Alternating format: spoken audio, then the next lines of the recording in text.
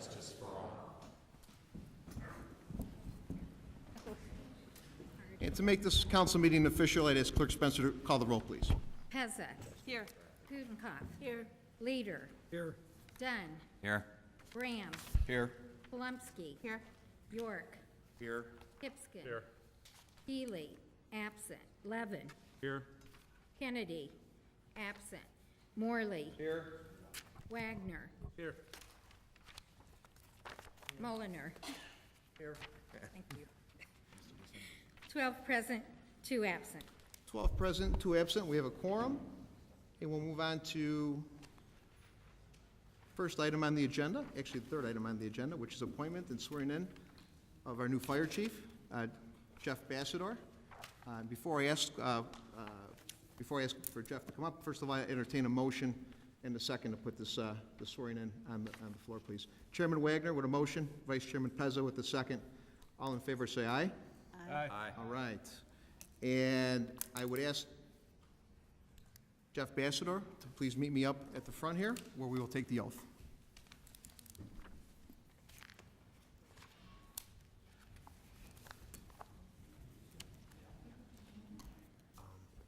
Do we modify?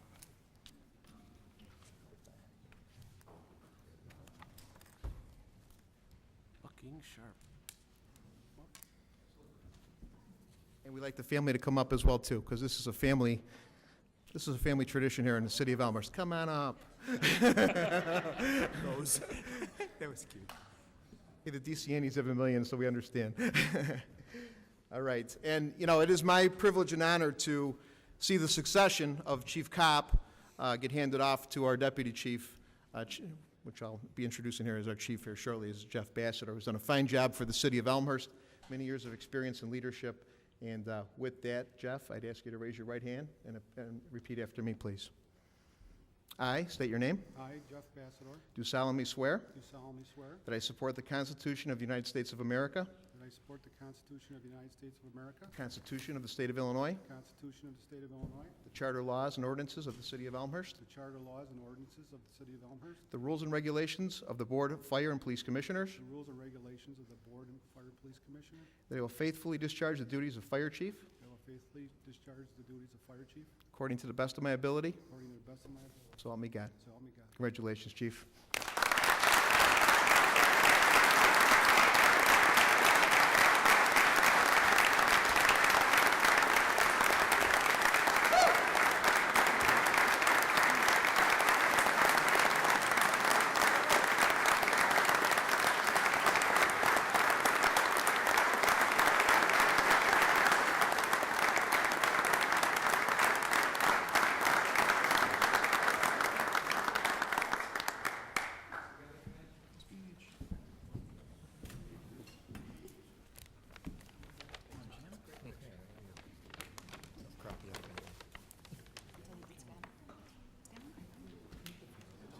Nice job, Jeff.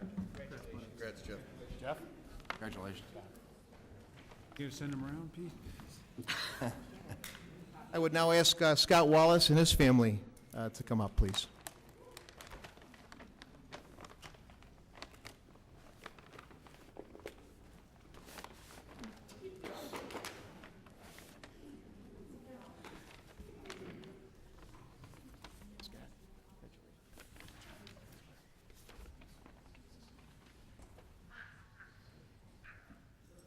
Right.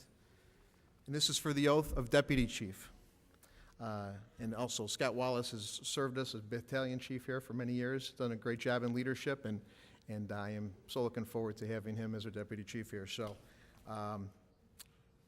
as you have your right hand, I state your name. I, Scott Wallace, Do solemnly swear do solemnly swear that I will support the Constitution of the United States of America, that I will support the Constitution of the United States of America, the Constitution of the State of Illinois, the Constitution of the State of Illinois, the charter laws and ordinances of the city of Elmhurst, the charters, laws, and ordinances of the city of Elmhurst, and the rules and regulations nervous. Rules and regulations, of the Fire and Police Commission. Fire Police Commission. And I will do that and faithfully discharge the duties of Deputy Fire Chief I will do that and faithfully discharge the duties of Deputy Fire Chief according to the best of my ability, according to the best of my ability. so help me God. So help me God. Congratulations.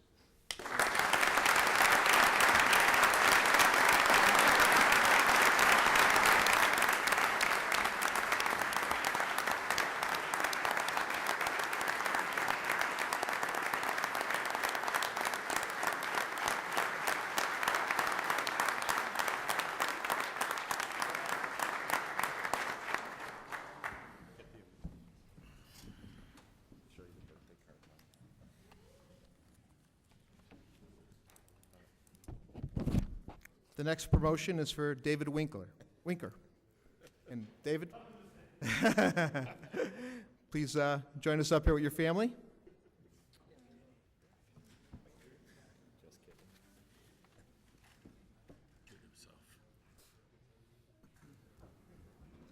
Got a paramedic? Yeah.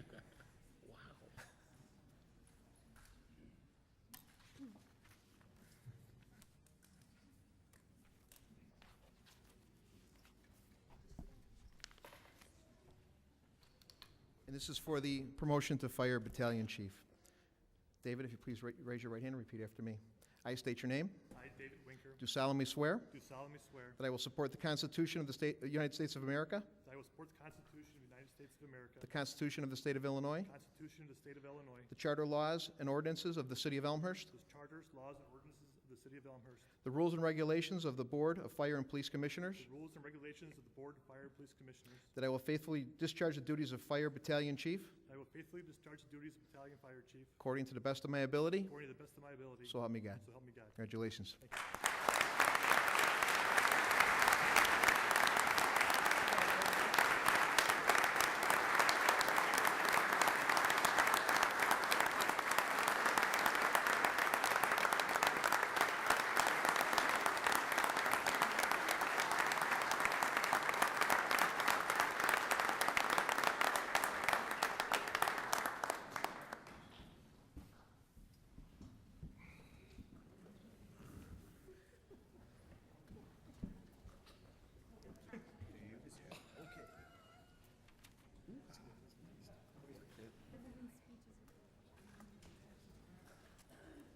Last, I'd like to call up Dick Dufort and his family. Mr. Dufort.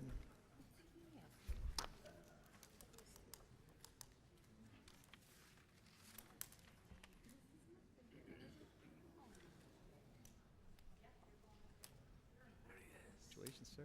Pretty wild, huh? Thanks. Happy for you. My boys. It's got a big crowd.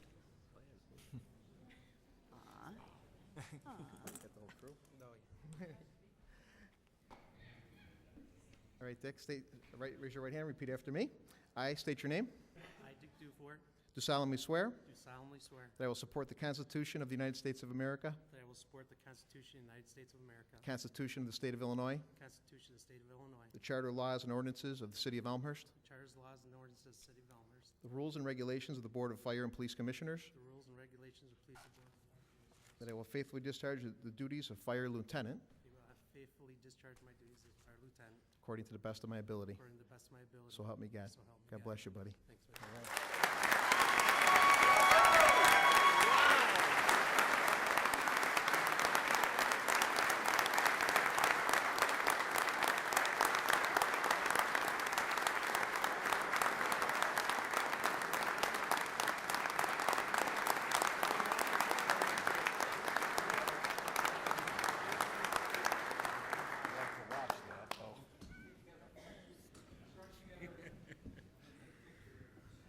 Get you a turtle outfit.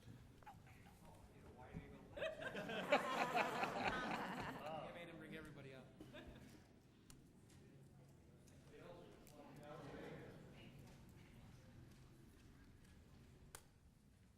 Okay, that's good. Congratulations, honey. One more, sorry. Thank you.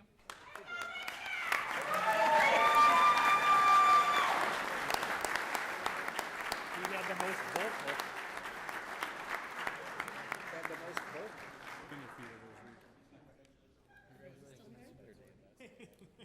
Your proc.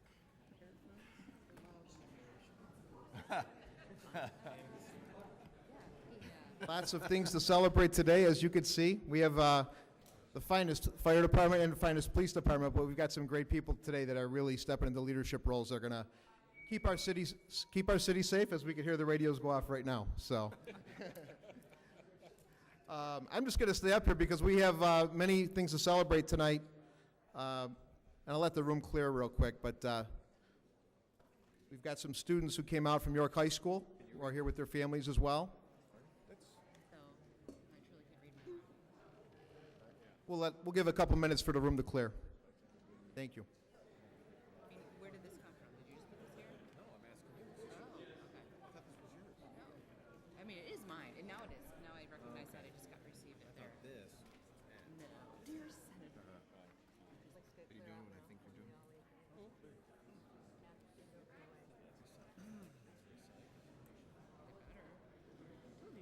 They are underneath the podium shelves. That's what I thought you were doing. I can't remember. What did he say? trying to stop including flame retardant. Is that red? Yeah, red. I've been running this little, Bedding, furniture. huh?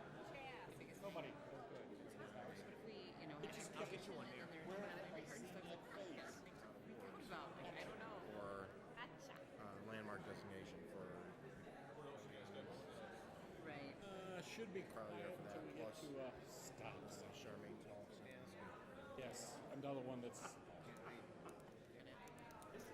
already know your answer. stop signs. They've turned into the garbage cans and trees. Want to come here? You give them what you want, but it's not garbage cans. It's my spot. I tried, you know what? And areas that have utterly rational, which means we just want to hide them. It means that. To allow it to go for the people versus going on down. Cook County Sheriff in Barrington and the residents that I understand that they were speaking, so sent them out there to radar. I was there for You guys ask, I don't want to try that. hello. then we'll get you guys. And I think it's your, make a difference right here, but it seems to not be very possible. So I'll stick with that.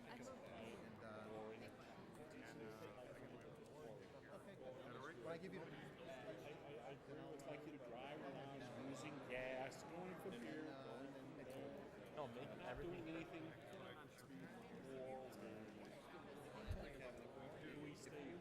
At break even. I'm moving this add $9. Because I didn't list all that in the book. if we didn't do this at all, Trip pattern. Save $170. Oh.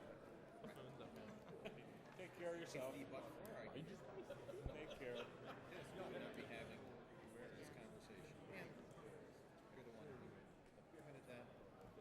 I can't even look at my name being on it. oh, shut up. I think that's, I know I was the last. Well, that's not what I'm On one part, someone was first, the other part, and I was last. And So if you can't, that's all I'm saying. you're not allowed to campaign against school. They start coming over. Alrighty, we're back, and the room is cleared. Lots of celebrating going on with our new leaders taking leadership roles in the fire department. And our next item on the agenda is a proclamation, which is a proclamation for Vocational Education Day here in Elmhurst. And it wasn't too long ago that I was actually in the Voc Ed program at York High School in graphic arts and business, and had some great teachers that inspired me to open up a business when I was age 18 and paid my way through college. And it was because of these types of skills that these kids are learning today that I think are so critical. We've got many, many people we're going to be introducing as honorees that just took state titles and took placeholders in the state of Illinois in competition this past week here. So with that said, I have a proclamation to present to Ken Ross, who is the Director of Vocational Ed here at York High School. He's the chairperson of that department. He will be speaking here momentarily. But first, the proclamation. Whereas industrial technology curriculum allows the student the opportunity to experience real-life problem-solving situations and to realize the connection between what is being taught in other curricula and how it can be applied to a variety of career vocations. And whereas students in industrial technology classes also are able to learn the latest technologies in their particular career area of study and are able to experience an important link between theory and application and what would be required of them if they chose to pursue that career after high school. Whereas a number of students participated in the State of Illinois Skills USA competitions and the State of Illinois IDEA competition, Whereas the industrial technology students have higher standardized and ACT scores, resulting in a greater percentage of finishing college or technical school. And whereas the partnerships of students and teachers and industry working together to ensure America has a skilled workforce and offering opportunities for growth through competition. Whereas the vocational education has been designed and formulated for many levels of learning, including manual trades, traditional crafts, along with higher and specialized fields such as business, healthcare, and teaching. Now, therefore, I, Peter DeCiani III, Mayor of the City of Elmhurst, do hereby proclaim May 21st, 2012 as Vocational Education Day here in the City of Elmhurst and encourage its citizens to urge all students to prepare for their future vocations and careers. God bless.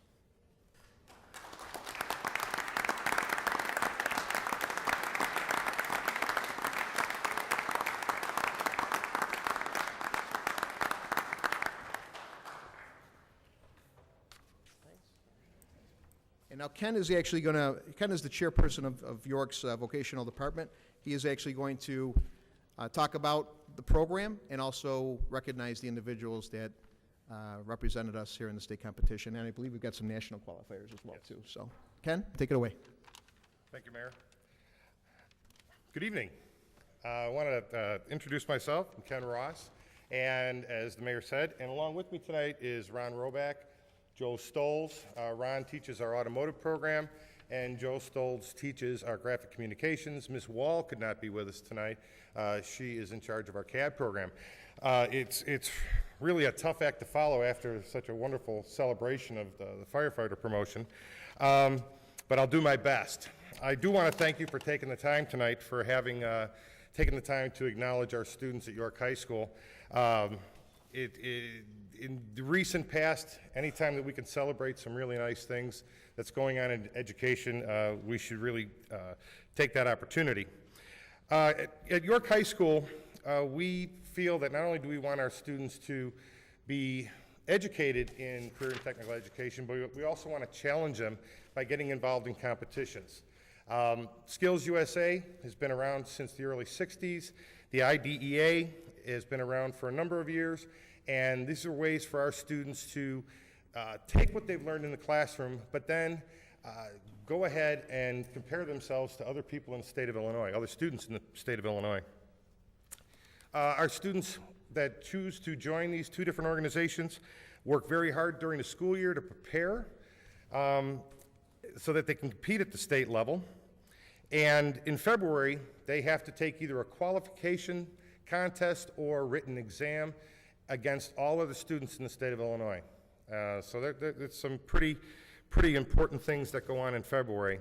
And once the students find out that they placed high enough to compete at the state level, now they turn it up a notch when they're at school, and they work even harder to be prepared. Because even though, like in skills, they have to take a written test, when they go downstate, they have to perform and be able to take all the things that they have in their head and then be able to perform those tasks in that particular competition. And we are really, really proud of our students this year. First of all, I'd like to congratulate Alec Hine. Alec, raise it up there.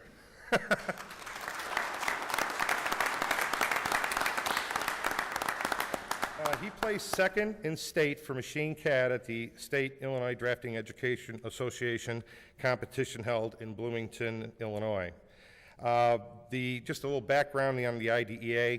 They promote the field of drafting education by working closely with schools and private industry. So when a student like Alec goes on to college, this is something that he's going to have as a really good head start as he pursues drafting or architecture, engineering, if that is in his future, if that's what he chooses to do. Students also participate in Skills USA in the automotive technology area, drafting CAD, cabinet making, graphic arts, screen print technology, and principles of physics technology. This year is a year of firsts for us at York High School. We had 24 students that qualified to go downstate. That's quite a number from one school. We actually, when we went downstate, we competed for 3 days in Springfield. We took home 9 state medals in 7 different competitions.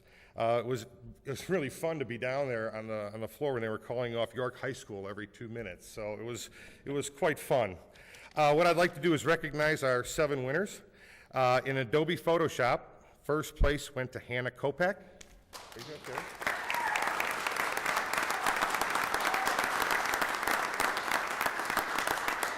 That was a state contest, so it only happened in Illinois. In collision repair technology, third place went to Miguel Ochoa.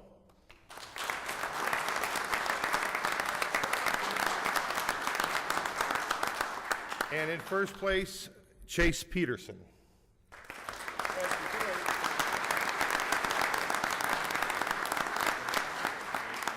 In full service auto, second place went to Zane Johns, and that's a state contest.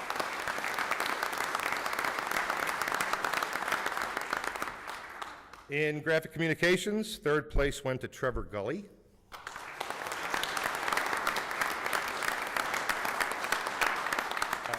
In power equipment technology, first place went to Andrew Bless.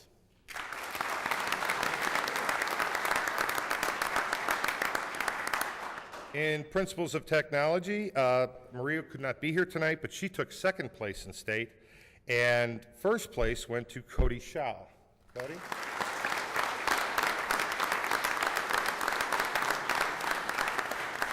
And in screen printing technology, Gina could not be here tonight, but in third place went to Gina Bofiglio. That's our winner. As a result of such a fine finish at the state qualification, we have 3 students that are going on to nationals in Kansas City, Missouri. Chase Peterson, Andrew Bless, and Cody Shaw.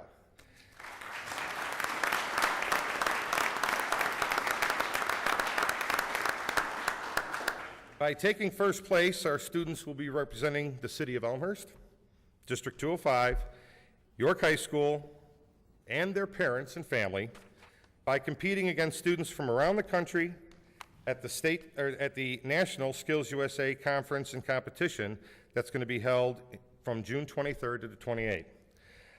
Finally, I just wanted to say that these hardworking, skilled young people, along with the students in Skills USA and IDEA who did not place in the top 3 at the state level, represented York High School and the community very well, and we are very proud of them.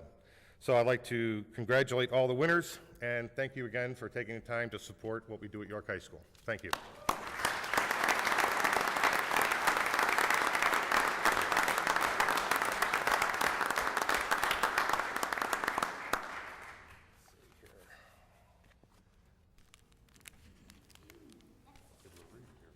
Anna, you want to come up?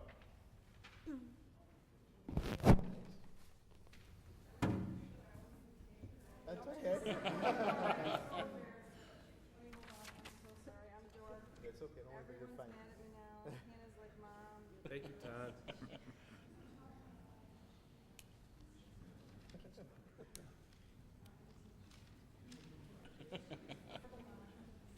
Chase?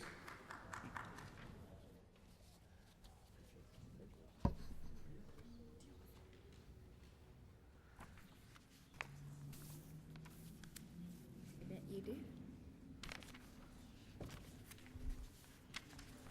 Miguel?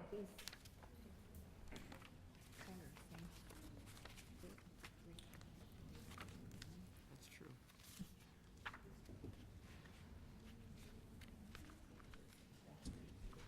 Zane?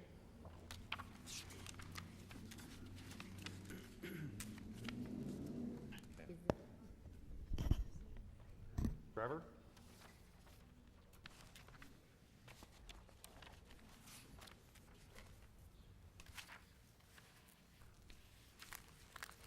Andrew?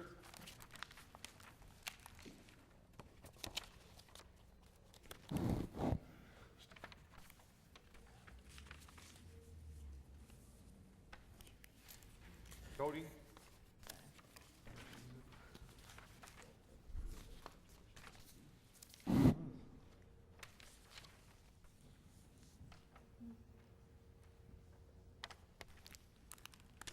And Alec? That's what that is.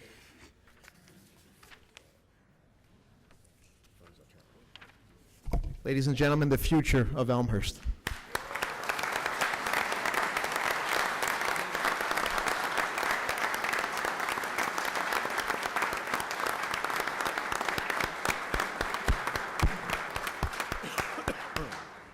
thanks very much for coming out, and congratulations, and good luck at Nationals. Make us proud over there, so, terrific.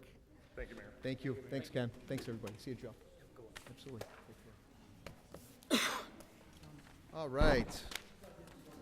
I'll let the room clear on that as well, because I'm sure we got family members. You know, when we talk about economic development, we talk about creating jobs. You know, we're creating jobs for the future of our town.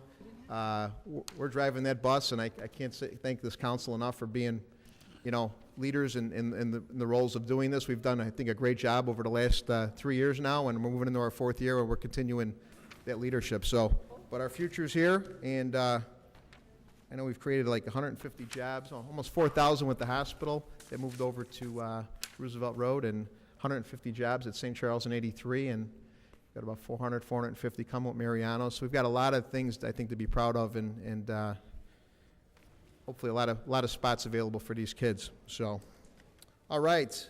Next on the agenda is a plaque presentation for landmark designation of property owners. Let's see here.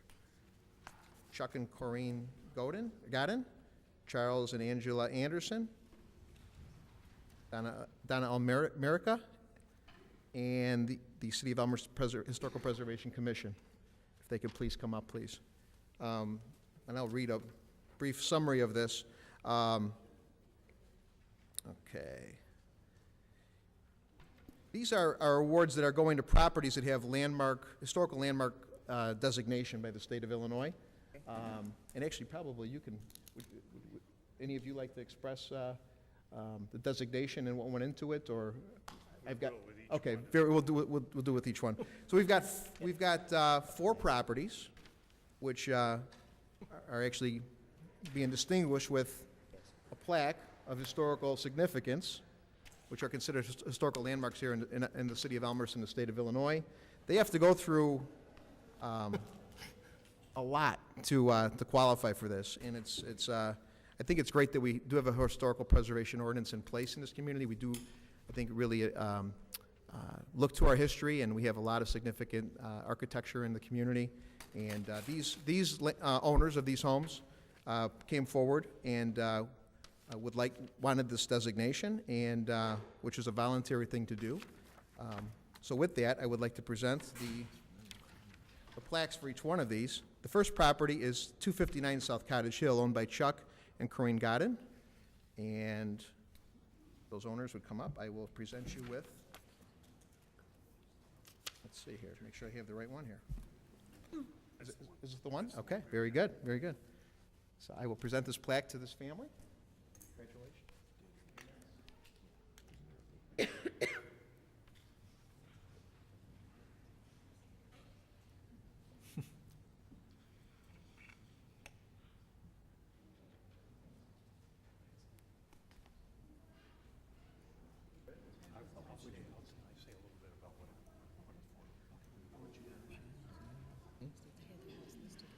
As the mayor said, it is a bit of a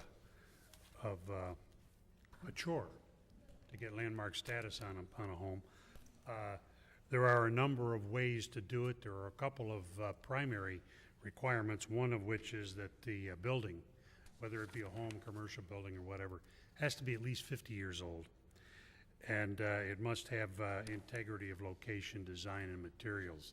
In other words, it has to be there unchanged for a good deal of time, just to basically qualify. Then there are a number of other qualifiers as well, such as distinctive architectural style. In the case of the Pentecost House, which belongs to Chuck and Corrine, distinctive architectural style, an exemplification of that architectural style, relatively unchanged over an extended period of time, and the identification of the work as being by a specific architect known to the area, not necessarily always Elmhurst. In this case, the architect for this building is a fellow who was, for the most part, practicing in Oak Park and River Forest. The building was built originally as a little house called The Pines in 1888. And it was built for Miss Rebecca Richardson. And she passed away. And in 1910, John L. Pentecost purchased the home, and he hired H.G. Fidelki, right? Who was a well-known architect from Oak Park and River Forest, and has a good deal of work in those two communities right now. And Fidelki was asked to transform this house from a little Queen Anne Victorian cottage into what we see today, which is very much a craftsman and prairie school style of house. Important to Elmhurst. For those of you who are aware of the work of some of the prairie school architects, particularly, of course, Frank Lloyd Wright. We have one of his houses here in Elmhurst. The house dates back now 124 years, and that certainly qualifies it to be some sort of a landmark, and it's one of the 10 oldest private residences in Elmhurst. It was listed in 2003 on the National Register of Historic Places, and so it gives us great pleasure as a commission to present this plaque to Chuck and Corrine. And I'll help you put it on your house if you want me to. All right.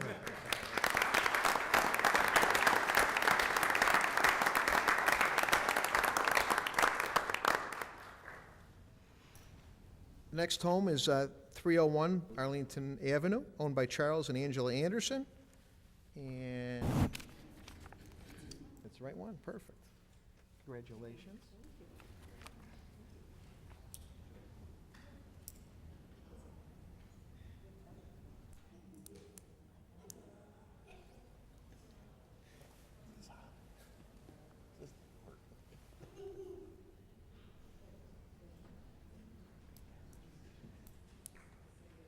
About their home.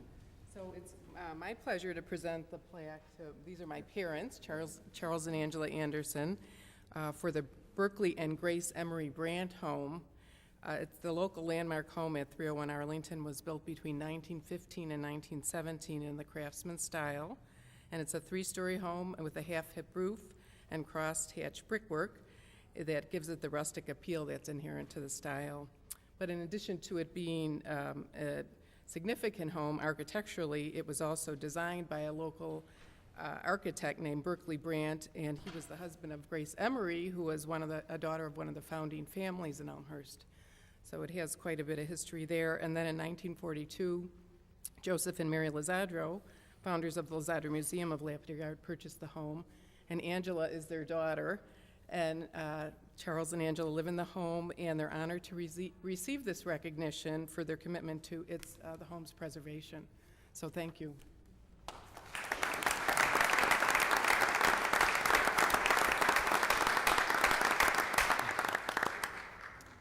And the next home is 208 South Arlington, owned by Donna Almerico, Italian. And I would invite them to come up to receive this plaque as well.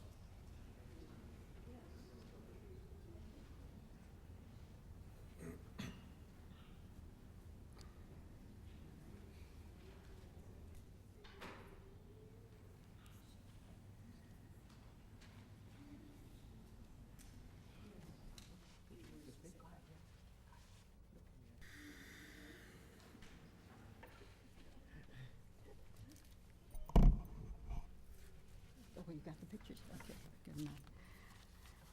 It's time right now to give plaudits to the most picturesque home in Elmhurst. The home sits in a yard that resembles a park, and what does make it eligible for landmark status? It's everything. It has all the correct ingredients, more than 50 years old, built in 1908. The architect was Joy Wheeler Dow. Designed this home at the behest of Mrs. George Miller. The Millers were a wonderful couple, came to Elmhurst and were part of the city and joined many, many organizations and helped out wherever they could. One little interesting thing about them, none of you remember what a Hupmobile looked like, but they each had one. And drove it all over Elmhurst, and you always knew who was coming at you with the Hupmobile.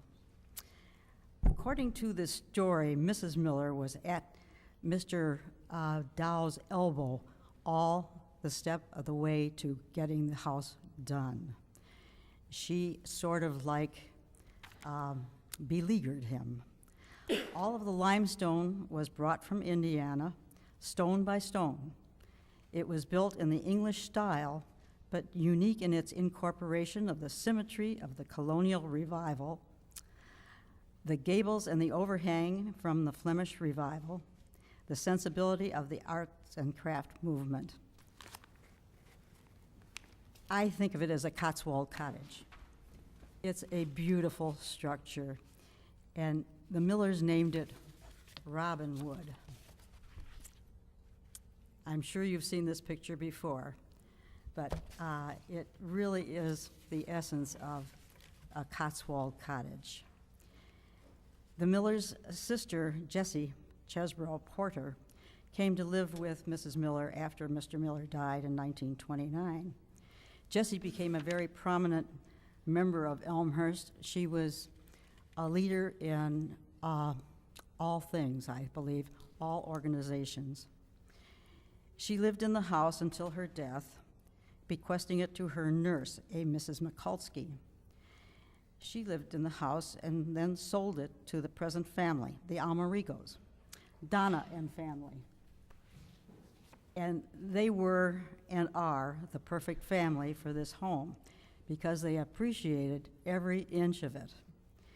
And Donna has done a magnificent job with keeping it absolutely perfect. And just nothing's been changed on the outside except for the garage, and which is detached, so it follows in this particular case. It is just one of those well, as I said, it's the most picturesque house in Elmhurst. Thank you.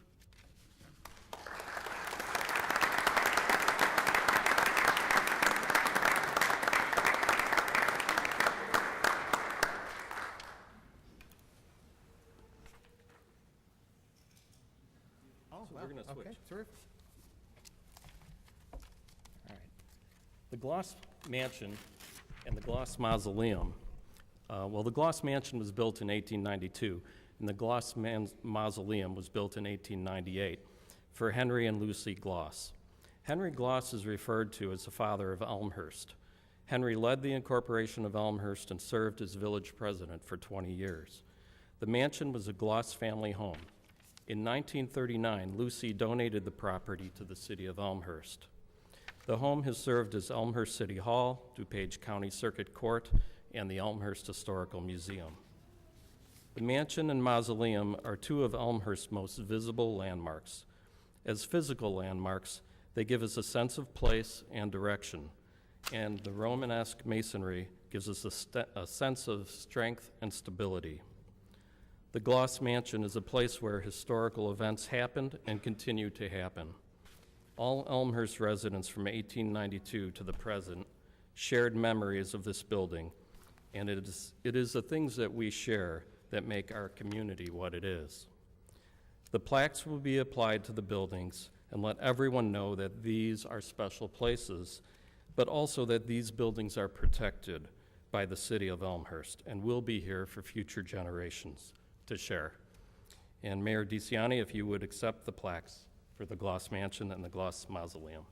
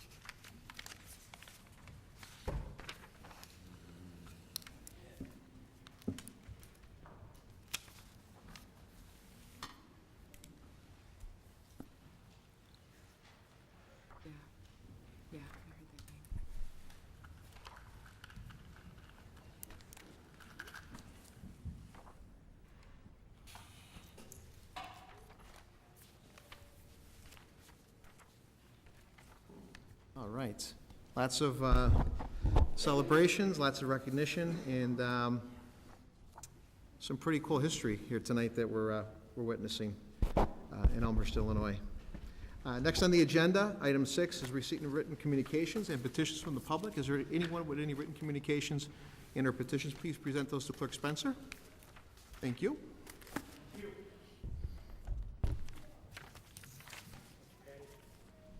Anyone else?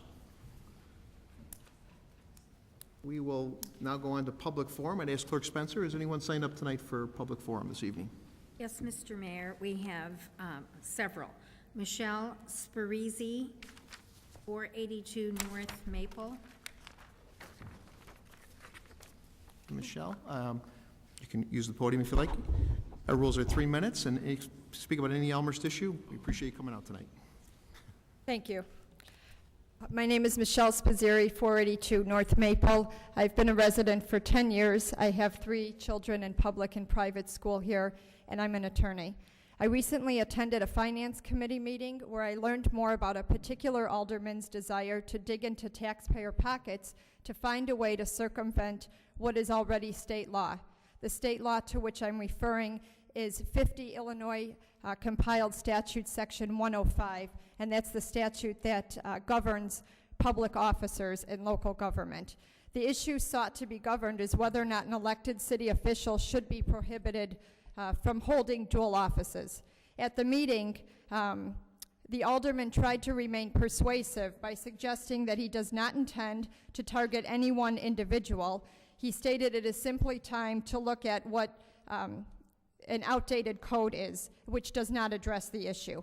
What a coincidence it is, Mr. Mulliner, that your intentions come lock and step at the time our mayor, Pete DeCiani, is seeking to not only hold office as our mayor, but also as a county board member. Clearly, it is no coincidence. I have tried to sit and listen in a respectful and educated manner to your arguments and those who support you, but I have yet to hear any articulated arguments as to why it is a conflict. The more I question those who feel there is a conflict, the louder they cry, there just is. I have challenged those who oppose Mr. DeCiani to give examples of where and how conflicts exist. They fall silent. I am not silent. I can't articulate reasons why Mayor DeCiani should be allowed to seek office in both instances. Mayor DeCiani is the second mayor to sign a declaration of emergency. He serves as DuPage County Stormwater Commissioner, which requires him to sit side by side with county board members making recommendations to the board. What better representation to have? He has an intimate knowledge of local issues and how they can best be addressed at a county level. He can effectively bring leadership to the county and bring home infrastructure dollars that could maximize or eliminate financial burdens of this city. Why would we not embrace such public service?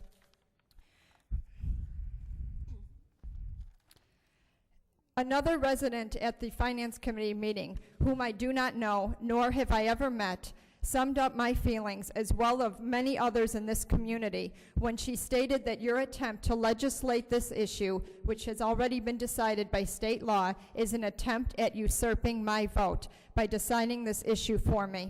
On that note, Mr. Mulliner, I would like to remind you that a few years back, when an individual by the name of Kathy Ward raised the issue of term limits for aldermen, your response was, let the voters decide.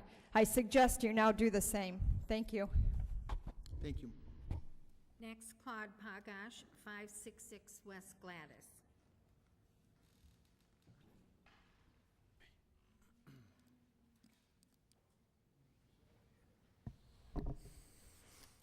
My name is Claude Pagash, 566 West Gladys. I had the opportunity of seeing the agenda for tonight's meeting earlier this week and last week, and I found it rather interesting. Things really haven't changed in Elmhurst in the least. We're back into buying real estate. We're back into demolishing buildings. Interesting, isn't it? Mr. Morley about a year ago said, you don't have to worry too much about hiring somebody. It's what it costs you in the long run. Well, Looks like everybody forgot about that too. So I began to wonder, I said, just, where does all this money come from? City manager says he had it all worked out. Yes, he did. For this year. But little documents come your way because you ask about them. I asked the alderman, and I'll point this out to you. 34,000 vehicle stickers were sold in the city of Elmhurst. 4,300 of them were for senior citizens. Also, it's interesting, when the billing came into the residents, normally the cost of a vehicle sticker is printed on the back, except this year.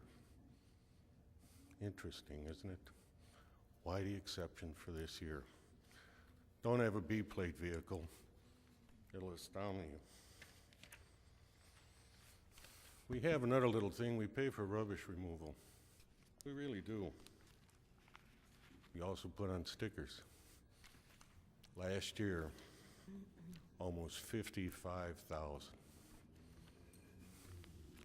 That's beyond the 1.2 million plus we paid for rubbish. Unfortunately, the city lost money on the deal because the year before, the citizens of this town almost bought 64,000. It's nice to say, oh, let's get this and let's get that. Let's get somebody else on the payroll. Morley was right. Somehow, it just goes over the head of this council. Next year, what I don't want to hear from the Finance Committee is this. It costs money to run the city. Don't want to hear that. And you know that little tax increase this year that was only going to collect $200,000? Since the county really screwed up the taxes this year for the seniors, there's going to be another little request. I want to know just how much more than $200,000 was collected. One can see how the city collects money to increase personnel. Thank you, Claude. Rita Worth, 129 West Avenue.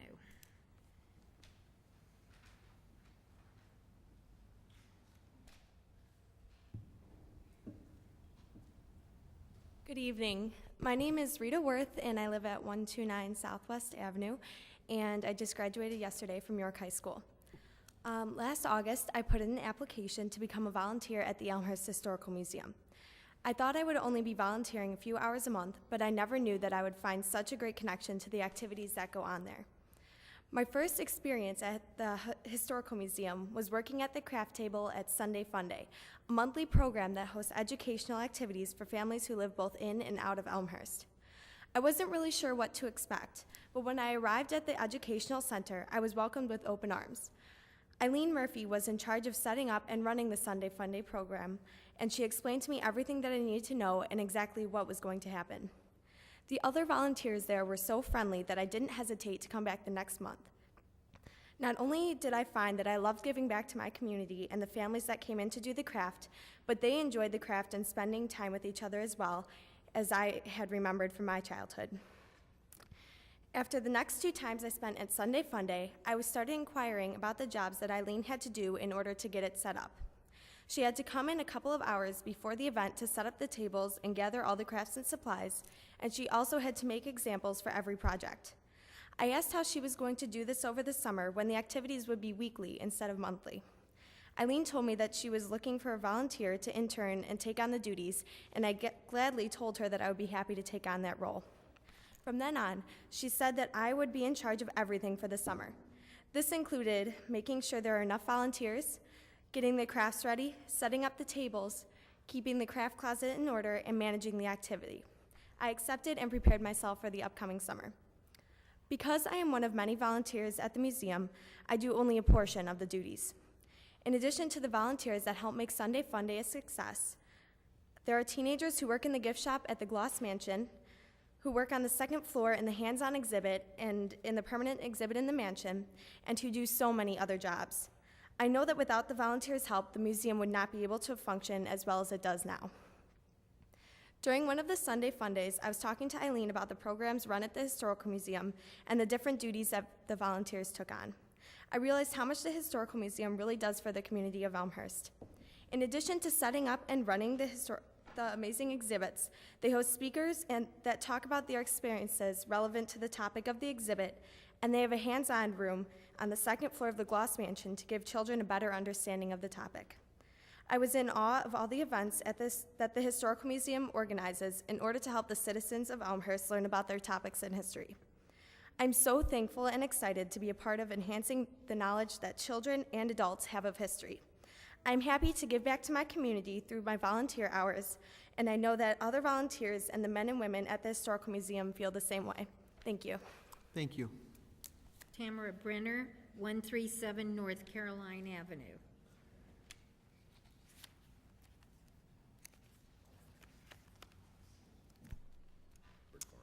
City Council and Mayor, I'm glad for the progress last week in the Finance Committee of taking steps to determine how the city can use its power of home rule to clarify that its elected officials be restricted to holding only one elected office at a time. The Illinois State Constitution, that you have all taken an oath to uphold, provides in Article 7, Section 6G, that a home rule municipality has the power to provide for its officers their manner of selection and terms only as approved by referendum. Further, in Section 6M, is stated that powers of home rule units shall be construed liberally. A couple of residents said last week, and also tonight, that we should not pursue legislation on this matter at the local level because it's too expensive and because they are taking care of this in Springfield. To that I say, attempting to create a legal loophole in Springfield to negate the long-standing common law doctrine of incompatibility of offices is not going to solve any problems.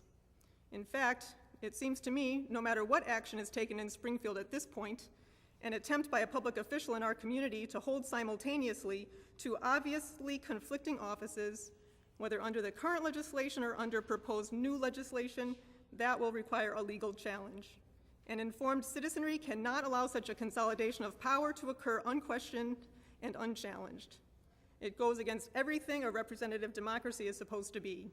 One individual cannot properly represent two different overlapping constituencies, no matter how competent or how good that individual is. Allowing this principle to be violated and allowing a precedent to be set here will cost all of us a lot more than money down the road. So I hope there was good progress over the past week in securing independent legal counsel to advise how the city might proceed. If it indeed turns out that the city has the authority to act, and that any ordinance on this issue needs to be approved by binding voter referendum, time is of the essence. This would be a referendum put on the ballot at the initiation of the City Council, just like was done with the recent electricity aggregation referendum. The deadline for the city to act to put such a referendum on the ballot for the upcoming November election is August 20th. There is time to do this, but not a lot of time. I'd like to see us get this done. Let's let all the voters at the local level have their say, not by voting for a specific candidate, but by voting on the specific question of whether indeed the principle of one person, one elected office, is a value that should be maintained in our community. Thanks. Tony Meneses, 757 South Parkside. Please bear with me. I was just released after 2 days in Elmhurst Memorial Hospital, and I got out at 12:30 this morning, and I'd like to thank the former Mayor Marcucci for its creation of the structure and the 4,000 jobs. Respected members of the City Council and the Honorable Mayor DeCiani, on the controversy regarding dual elected duty, I respectfully ask the City Council to support an up or down referendum, which is in line with the Mayor's promise to let the voters decide. But we should let all Elmhurst voters decide, and the only way to do that is with an Elmhurst referendum on this November's ballot. Let no one interfere with the unfolding of this democratic and constitutionally guaranteed process. The majority of Elmhurst voters are represented in DuPage District 1 and live in the north side of town.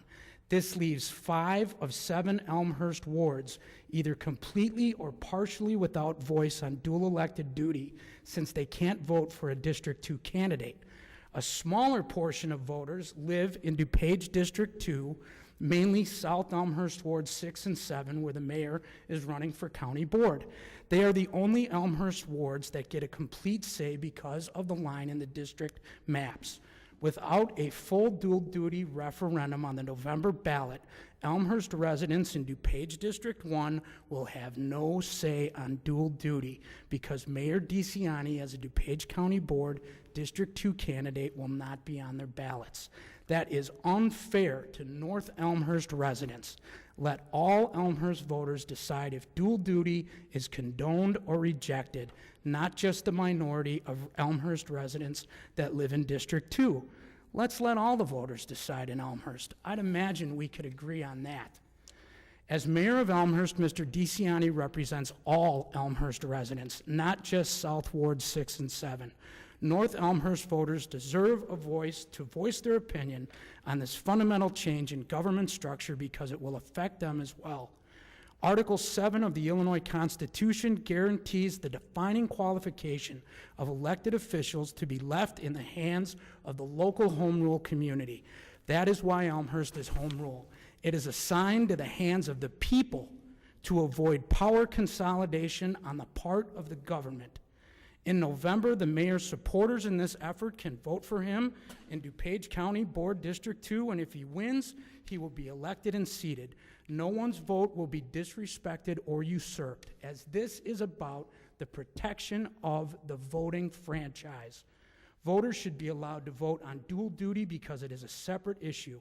Should Elmhurst public officials be allowed to be elected to hold 2 seats at one time? It's a fair question, deserving a fair chance to be presented to the entire voting Elmhurst public. I think the mayor would agree.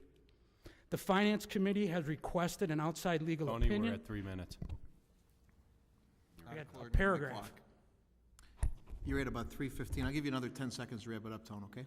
For the sake of fairness to the opponents and proponents of dual elected duty and to follow the process defined in Article 7 of the Illinois Constitution, I say, let all Elmhurst voters decide. Thank you, Tony. Sherry Stasica, 585 South Hawthorne Avenue.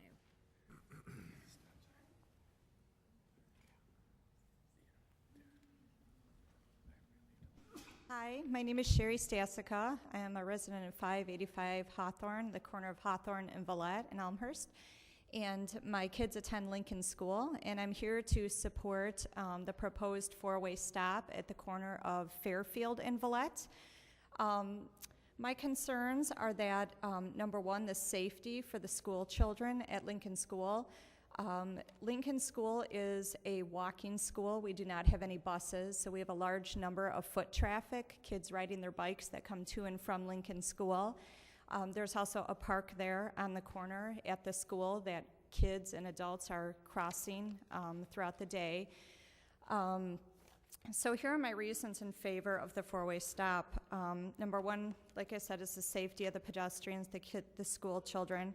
Number two, we cannot count solely on the 5th grade crossing guards to provide a safe crossing. We also do not have consistent adult help at this corner. Although I volunteer as a parent patrol, it's still not a safe crossing because we don't always have parents crossing there. Many pedestrians and drivers do not realize that this is a 2-way stop, and many near accidents occur quite often. And I've personally witnessed many of these near accidents, both as a resident living there on Villette and also as a parent crossing guard. Many of these times it's involved children almost getting hit.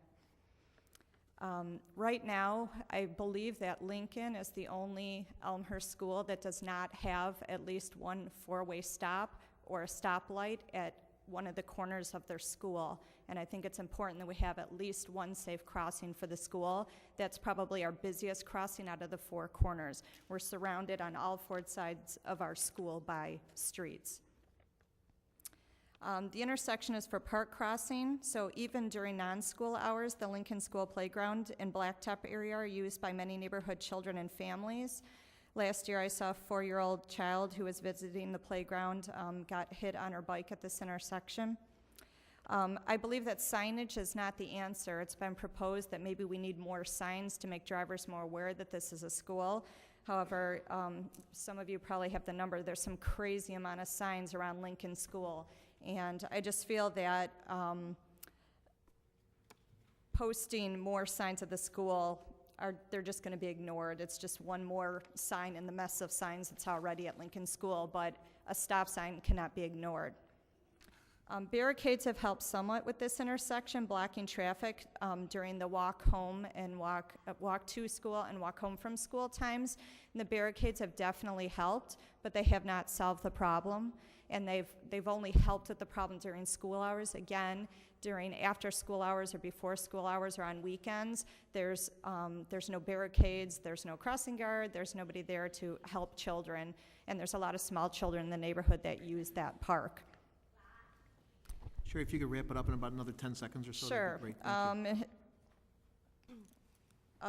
This is a busy and frustrating corner for Lincoln parents and drivers. Many drivers are overwhelmed with the volume of walkers and cars in the pickup drop-off line, and we can't expect the kid patrols and the parents to be responsible for directing traffic and keeping everyone safe and calm. Sometimes the drivers take it upon themselves to do as they want, which creates a very unsafe situation for everyone. My last comment is, upon hearing our concerns, the city did an intersection study and believed that it did not warrant that four-way stop. However, my argument is that the set of criteria were not those for a park or for a school. So I think we need to take that under special consideration. Thank you. Thank you, Sherry.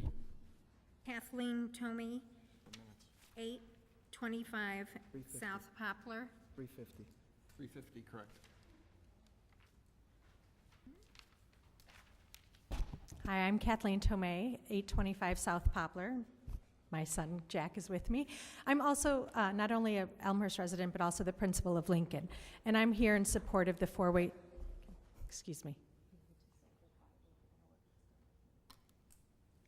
I'm here in support of the four-way stop sign at Fairfield and Villette. This is my first year at Lincoln, and when I first came to the school, I always stopped at that corner thinking it was a four-way stop until I realized that no, it wasn't. It was just a two-way stop sign. It seems common sense to me that with the school there and a park just feet away from that intersection, that we would do as much as we could to promote the safety of our children that are crossing and walking to the park and to the school. And yes, my primary concern is, as principal, the safety of all my children coming to school, but also the children that use that park 365 days, possibly a year. It's not just a school issue, it is a neighborhood issue. We are, as Sherry said, a walking school only. All of our children either walk or are driven, which increases traffic. I've had a number of complaints this year about cars that cross the sidewalk, and it just becomes a dangerous situation. And I am thankful that we've not had an accident this year, though don't anticipate that we will never have an accident. And anything we can do to promote the safety of all the children and all the residents is something that I encourage. I appreciate the cooperation that I've had with the police department and the city, looking at that intersection, painting additional crosswalks, working with us to increase visibility by the police. Bottom line is, in my opinion, I feel a four-way stop sign is warranted simply for the safety of children. Thank you. Thank you, Mrs. Tomei. Kathleen Gredis, 647 Fairfield.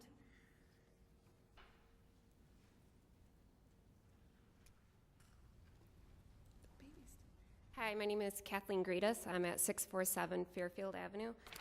I'm also a mother of 5 children, 4 of whom will be at Lincoln School next year. And I recently, actually 2 days ago, found out about this issue, that it was before you guys, and I'm really urging you to reconsider this. I understand that the police have done their job and there has been a study performed, or that they surveyed this particular intersection, and that according to the criteria that it doesn't meet the requirements for a four-way stop. But I think maybe it's time to reconsider what that criteria may be. What I understand, it's the amount of cars and the speed of the cars that the survey studies, and I'm stressing that maybe it's time to consider the demographics. As everyone already stated, that the only way that we can keep these children safe is providing these patrols. the patrols that we're talking about are 5th grade students. We all know that 5th grade students are not only very young, but are also really distracted.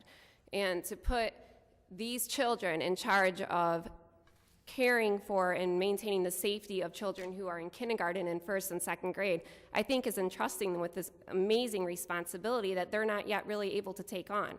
If we can ensure that there were parents there every day to help out these 5th graders, that's a completely different story, but that's just not the case. Also, Lincoln, as you know, is a walking school.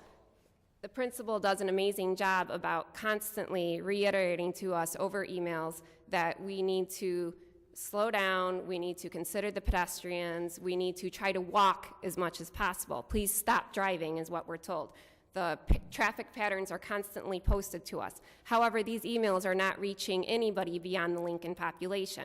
In the mornings when I have to take one of my children up to Wooddale, I constantly see traffic coming the wrong way on Fairfield, because Fairfield at the school only goes one way, but only during school hours.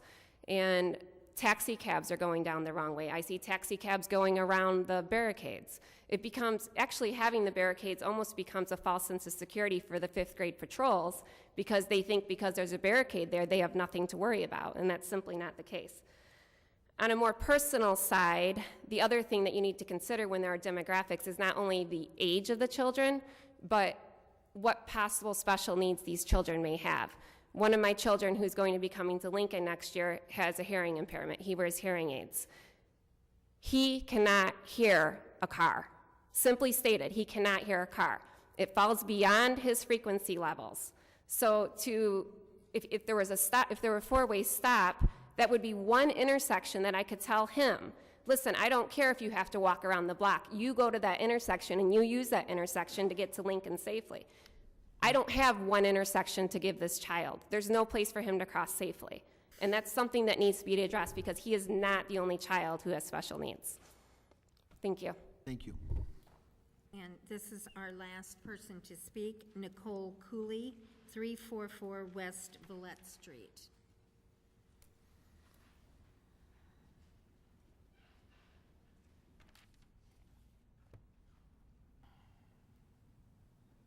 Hello. I live at the corner of Villette and Fairfield with my 2 children, ages 3 and 4, and not having a stop sign there concerns me very much, not just for my children, but for the other children as well. The only safe time the children have for crossing the street is before and after school for 30 minutes during the school year. After that, cross at your own risk. The children get excited and anxious about crossing the street to play at the park. Some not understanding the true concept of cross traffic does not stop. When cars line up parked on my side of the street, you have no idea if there is a car or cars coming unless you physically go into the street and look around the parked car. A child got hit by a car last summer trying to cross the street. What is it going to take for people to realize that there needs to be a stop sign there? Next time, a child might not be able to get up and walk away so easily. All it takes is one car, not 30, to take his or her eyes off the road for 1 second, or for a child to dart across the street when there's a car coming. A huge part of preventing worry for the parents, the drivers, and the children is a stop sign so people can pay more attention to what is going on around them.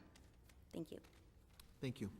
That concludes public forum, Mr. Mayor. Clerk Spencer, I will officially close the public forum at this time and move on to announcements. And I would ask at this time if there's anyone with announcements. Alderman Wagner, Mr. Thank Chairman. you, Mr. Mayor. I just wanted to make an announcement that this Sunday, I may have to lean on Assistant City Manager Kopp. At Silverado is a Relay for Life fundraiser. Jack does a great job. The name escapes me, Michael.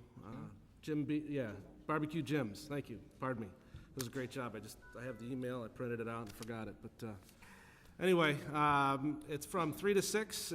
He does a great job. He does unbelievable barbecue, and it's a nice little fundraiser. So if you're looking for a place to go on Sunday afternoon, hopefully we have the weather that we had today, and it'll be a beautiful day. Thank you. Thank you, Mr. Chairman. Clerk Spencer.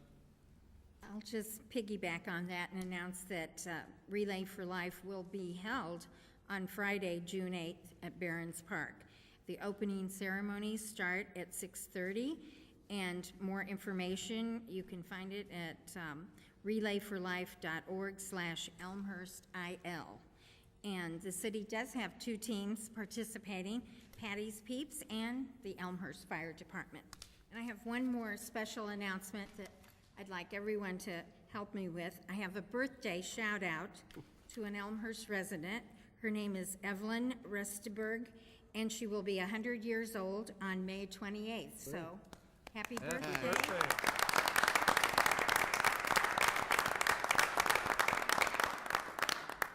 Thank you, Mr. Mayor. Nice job, Patty. Alderman Pezza.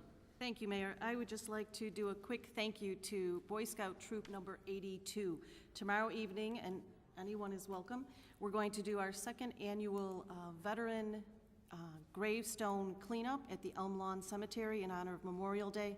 So if anyone's interested, bring your digging shovels and gloves and come help us clean and decorate the grave markers in the veterans section at Elm Lawn Cemetery tomorrow at 6:30. Very good, very good. Speaking of Memorial Day, I want to make mention that we have our parade on Monday the 28th, 10 a.m. here, right at corner of York and 3rd is where it starts, and goes through our downtown, beautiful downtown in Elmhurst College, and we'll have a Memorial Day celebration after that as well, with a dedication to those who will be remembered. So, and also this coming Wednesday, the DSA Award is going to John Quigley. It's at the Diplomat West, starts at 6 p.m.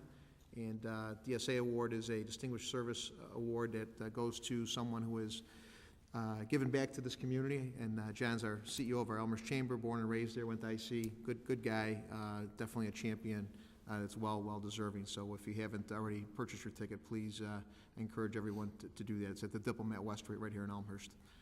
Anybody else with announcements? Alderman Morley. Thank you, Mr. Chairman. I'd like to take this opportunity to wish good luck and Godspeed to Elmhurst resident Mark Mallon. Mark is married with 2 young daughters. He's a lifelong resident of Elmhurst and a graduate of IC High School. Mark is also a lieutenant colonel in the United States Army. Mark has already completed 2 tours of duty in Iraq, and tomorrow he heads out to Afghanistan. Mark will be gone for over a year. I'm asking my fellow council members and the other citizens of Elmhurst to express our thanks and gratitude to Mark Mallon for his sacrifice as well as his family. I'm looking forward to June 2013 and Mark Mallon's safe return. Thank you. Well done. Anyone else with announcements? Okay. One last one, June 1st, kickoff for kids. Mike Lespiza's group does a lot for our community, is having their golf outing up at Abbey Springs. It's a great time. Many of us, I'm sure, will be up there. Though I know that the tickets are still available for that as well, too. You can visit the Kickoff for Kids website and get information on that. It's June 1st. That's it. Move on to our consent agenda, and at this time I'd ask for anyone that might have a question or may want to vote no on any particular item to indicate that now, please. Anybody? Hearing none, I'd ask for a motion and a second to approve the contents of the consent agenda in its full entirety. Chairman Morley with a motion, Alderman York with a second, and Clerk Spencer, if you'd be so kind to call the roll, please. Morley. Aye. York. Aye. Tipskin. Aye. Healy. Absent. Levin. Aye. Kennedy. Aye. Wagner. Aye. Mulliner. Pezza. Aye. Gutenkopf. Aye. Leader. Aye. Dunn. Aye. Graham. Aye. Polumsky. Aye. 13 ayes, 0 nays, 1 absent. 13 ayes, 0 nays, 1 absent. The consent agenda passes in its entirety. Move on to item 10, which are committee reports. Clerk Spencer, if you'd please read the recommendation, please. It is therefore the recommendation of the Public Affairs and Safety Committee to install the pole-mounted speed sign for a specific time frame, add 2 cross-traffic does not stop signs at the current 2 stop signs on Fairfield and Villette at Villette, and follow the recommendation of staff that no other action to be taken at the intersection of Fairfield and Villette regarding additional traffic control devices, stop signs. Respectfully submitted, Public Affairs and Safety Committee. Signed by Paula Pezza, Vice Chairman, and Michael Bram, Alderman, 3rd Ward. And at this time, I entertain a motion and a second to put the report on the floor, please. Recommendation. Vice Chairman Pezza and Alderman Bram with the second. Discussion. Yes, thank you, Mayor. You know, this at first appeared to be easy when staff first came to us with their recommendation, because I trust our staff, and I want to thank our staff because they have gone above and beyond the call of duty, especially in this circumstance. I had the duty of chairing the first meeting. Alderman Wagner was not able to be present for the discussion, and when they came to us, I think this is one of several times that this was brought before the city, and they have addressed this in many ways. When this came before us and they said no further action need be taken, that it was unwarranted, of course, I absolutely believe staff, I have faith in staff, but when I listened to some of the parents and they made it clear, they kept saying this is a school. And that really hit home with me because I am a mother of 3. I raised 3 kids. They went to school. I was one of those moms that stood on the playground and put up the barricades and yelled at people and told people to slow down. It wasn't the same school, but I don't think there's a difference at any school, any place. This is the nature of people, unfortunately. I also worked with Chief Milner years before I sat on this council to have the stoplight installed at the corner of York and Arthur for the Hawthorne and IC students. So I am not a stranger to safety. I believe in safety first, especially for children. That is why I've requested twice to be on this committee. That being said, I asked staff to please take 2 extra weeks, even though they had this recommendation, once again, that was very clear, because I thought, let's look outside the box. Let's see if there's not something we're missing. Is there something another community does that we don't do that potentially could say, yes, go ahead and put that sign in? I was almost hoping that that's what would happen. Fortunately for some or unfortunately for others, they came back with pages and pages and report after report of information that actually said the contrary. It justified even more that this was unwarranted. Not only was it unwarranted, but they tried to use Naperville, which is a lower standard. They have a worksheet for special intersections. They tried to force that to work. They went to the site, they used the Naperville worksheet, and in Naperville, for these special intersections, you have to score a 500, which is lower standard than the MUTCD, and when they used this, it scored an 89 out of 500. That spoke volumes to me. We have the MUTCD, which is a national guideline. We have the DuPage mayors and managers telling us no. We have the Federal Highway Authority. They supplied us with 70 technical reports and sightings that all pointed to no. In fact, it states clearly that safety of pedestrians is decreased at unwarranted multi-way stops, especially small children. What are we talking about here? A school. Who goes to the school? Small children. Do I know better or more than the experts, than the national code, than the Federal Highway Authority? Absolutely not, and I'm not going to pretend that I do. Once again, as a mom, I know sometimes things that are perceived as a possible solution aren't really the solution. Seeing these facts, seeing these statistics, I don't know if anybody read the majority report with all the information that was provided. You could even think twice that this would be a wise idea to overrule all this information. I certainly don't want that on my conscience, that I thought I knew better than all these experts. We also have a policy that in 1993, the City Council approved, and it gives us a guideline as to how we're supposed to go about the procedure to proceed with whether or not a stop or yield sign gets installed.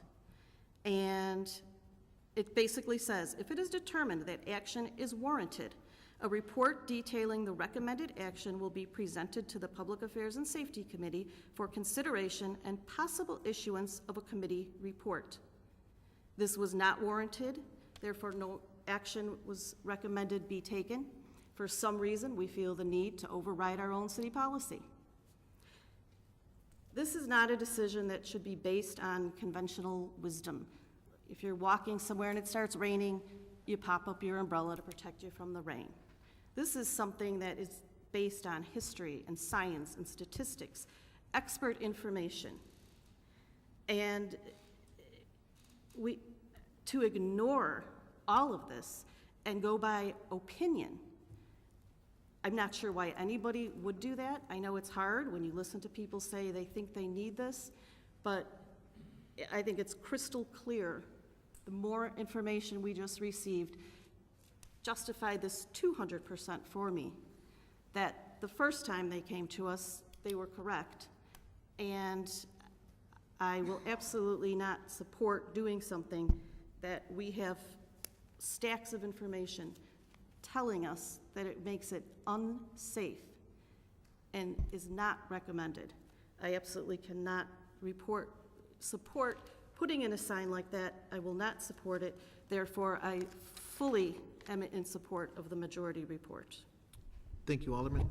Alderman Hipskin, Mr. Chairman. Yes, I'd like to make a motion to replace the majority report with the minority report. We have a motion to replace majority report with minority report. Do we have a second? Chairman Wagner, seconds? Thank you, Mr. Mayor. Yep. Discussion.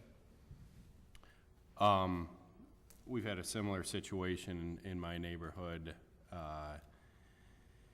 years ago when we put a four-way stop in, and each of the four corners, every time I see those people thank me so they don't have to hear the skidding of the almost accidents of a completely an intersection which came by the MUTC was an unwarranted intersection. It did meet the criteria. It didn't meet the criteria for a four-way. We put one in, and I know that our town and our children are safer. So I support a four-way stop in this area, and so. Thank you, Alderman. Mr. Chairman. And Chairman Wagner. Thank you, Mr. Mayor. Well, here we go again. This is the second time that we've actually looked at a traffic control device request, and it is doesn't meet MUTCD guidelines. Keyword. It's a guideline book. It's not. It is a very good guideline book, and typically it's right on the money. But common sense sometimes has to prevail. And I'm not going to repeat a lot of the things that we heard at public forum. I don't think I need to. But I would like to remind the council that about 3 years ago, we took out of the budget and limited the amount of police support for the patrol officers that were around, and that was probably, I believe it was on the list. We got rid of about 22 different locations, and I don't believe it was in the budget this year either.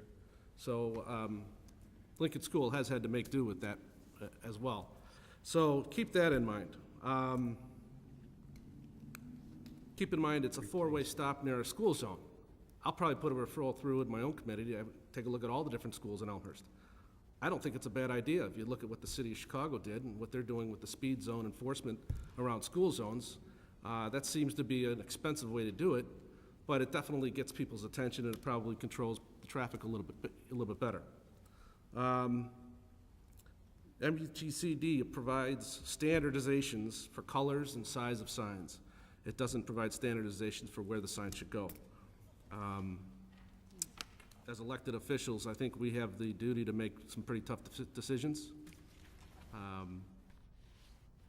That said, I think when the residents come out and communicate their beliefs, the school officials communicate their beliefs for that area, other officials communicate their reasons for this makes sense. Common sense has to prevail at some point. So I would ask for your support for the minority report.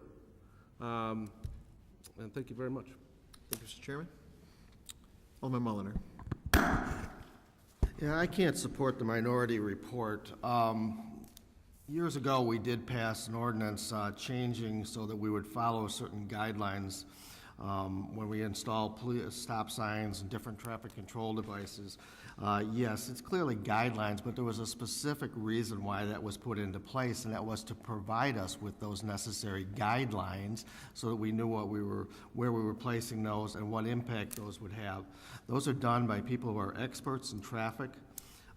We have requests. I sat on this committee for 8 years.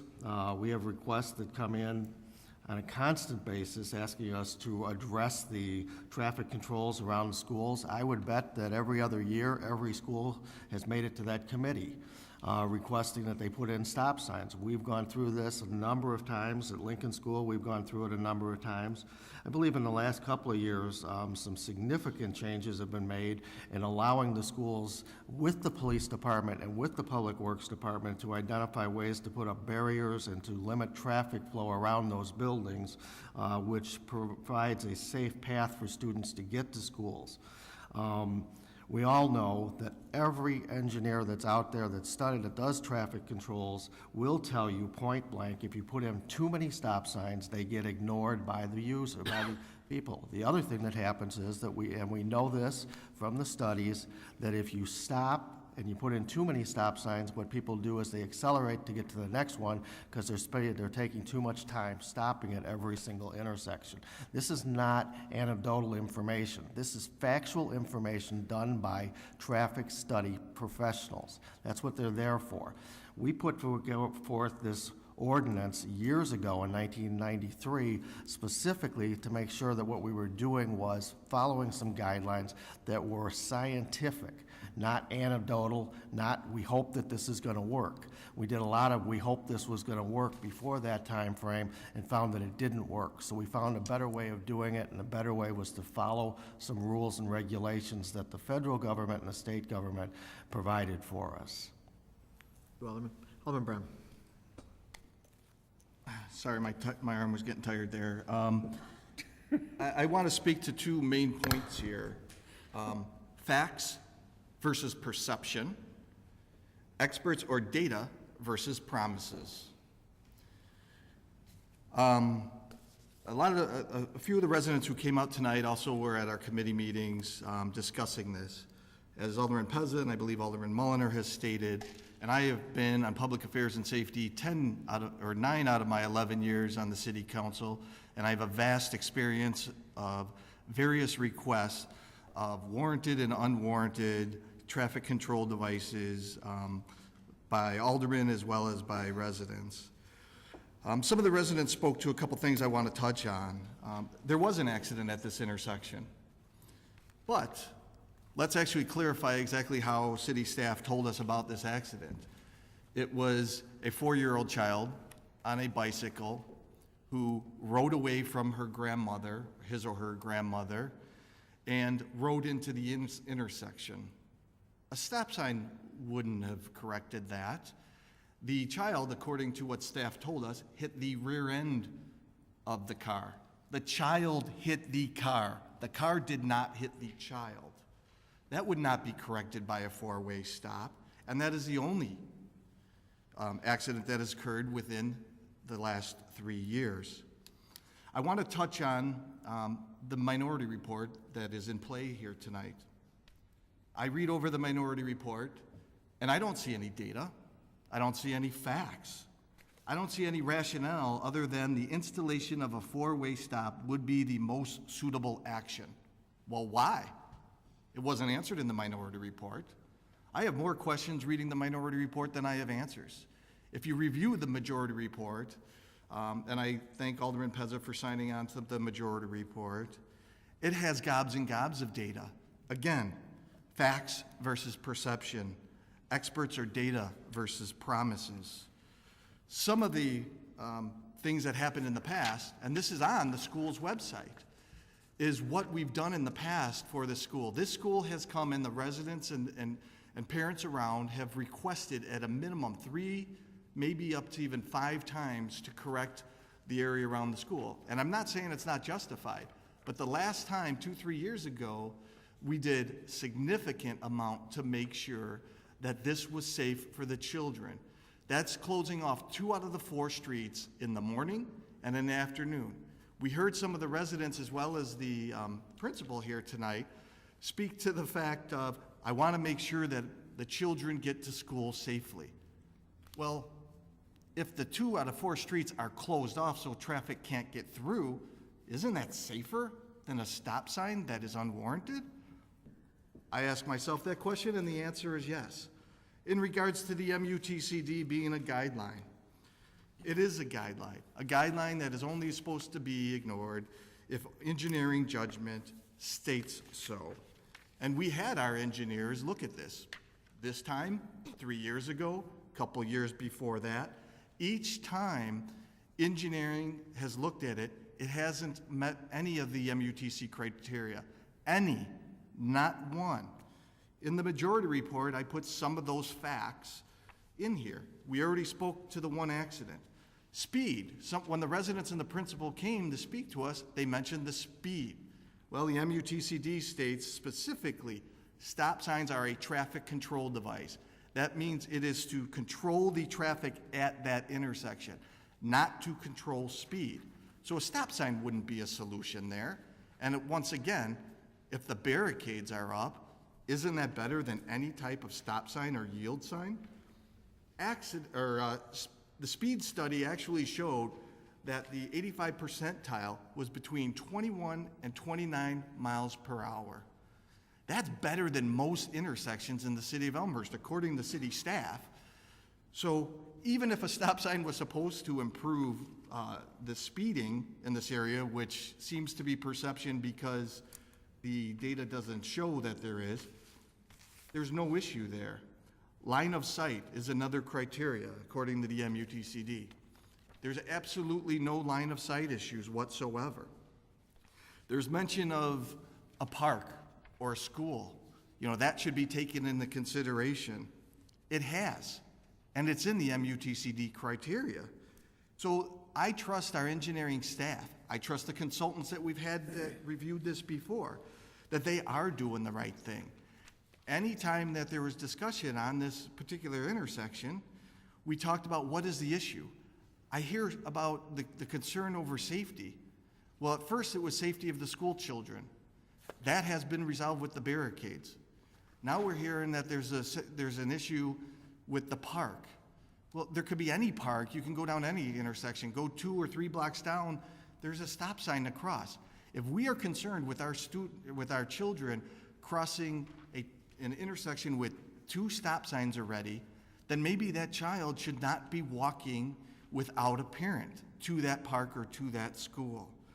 I'm happy that this school is a walking school. That is great. But part of that problem is then some of those children are also being driven. So we're causing our own problems by adding increased car traffic in this area.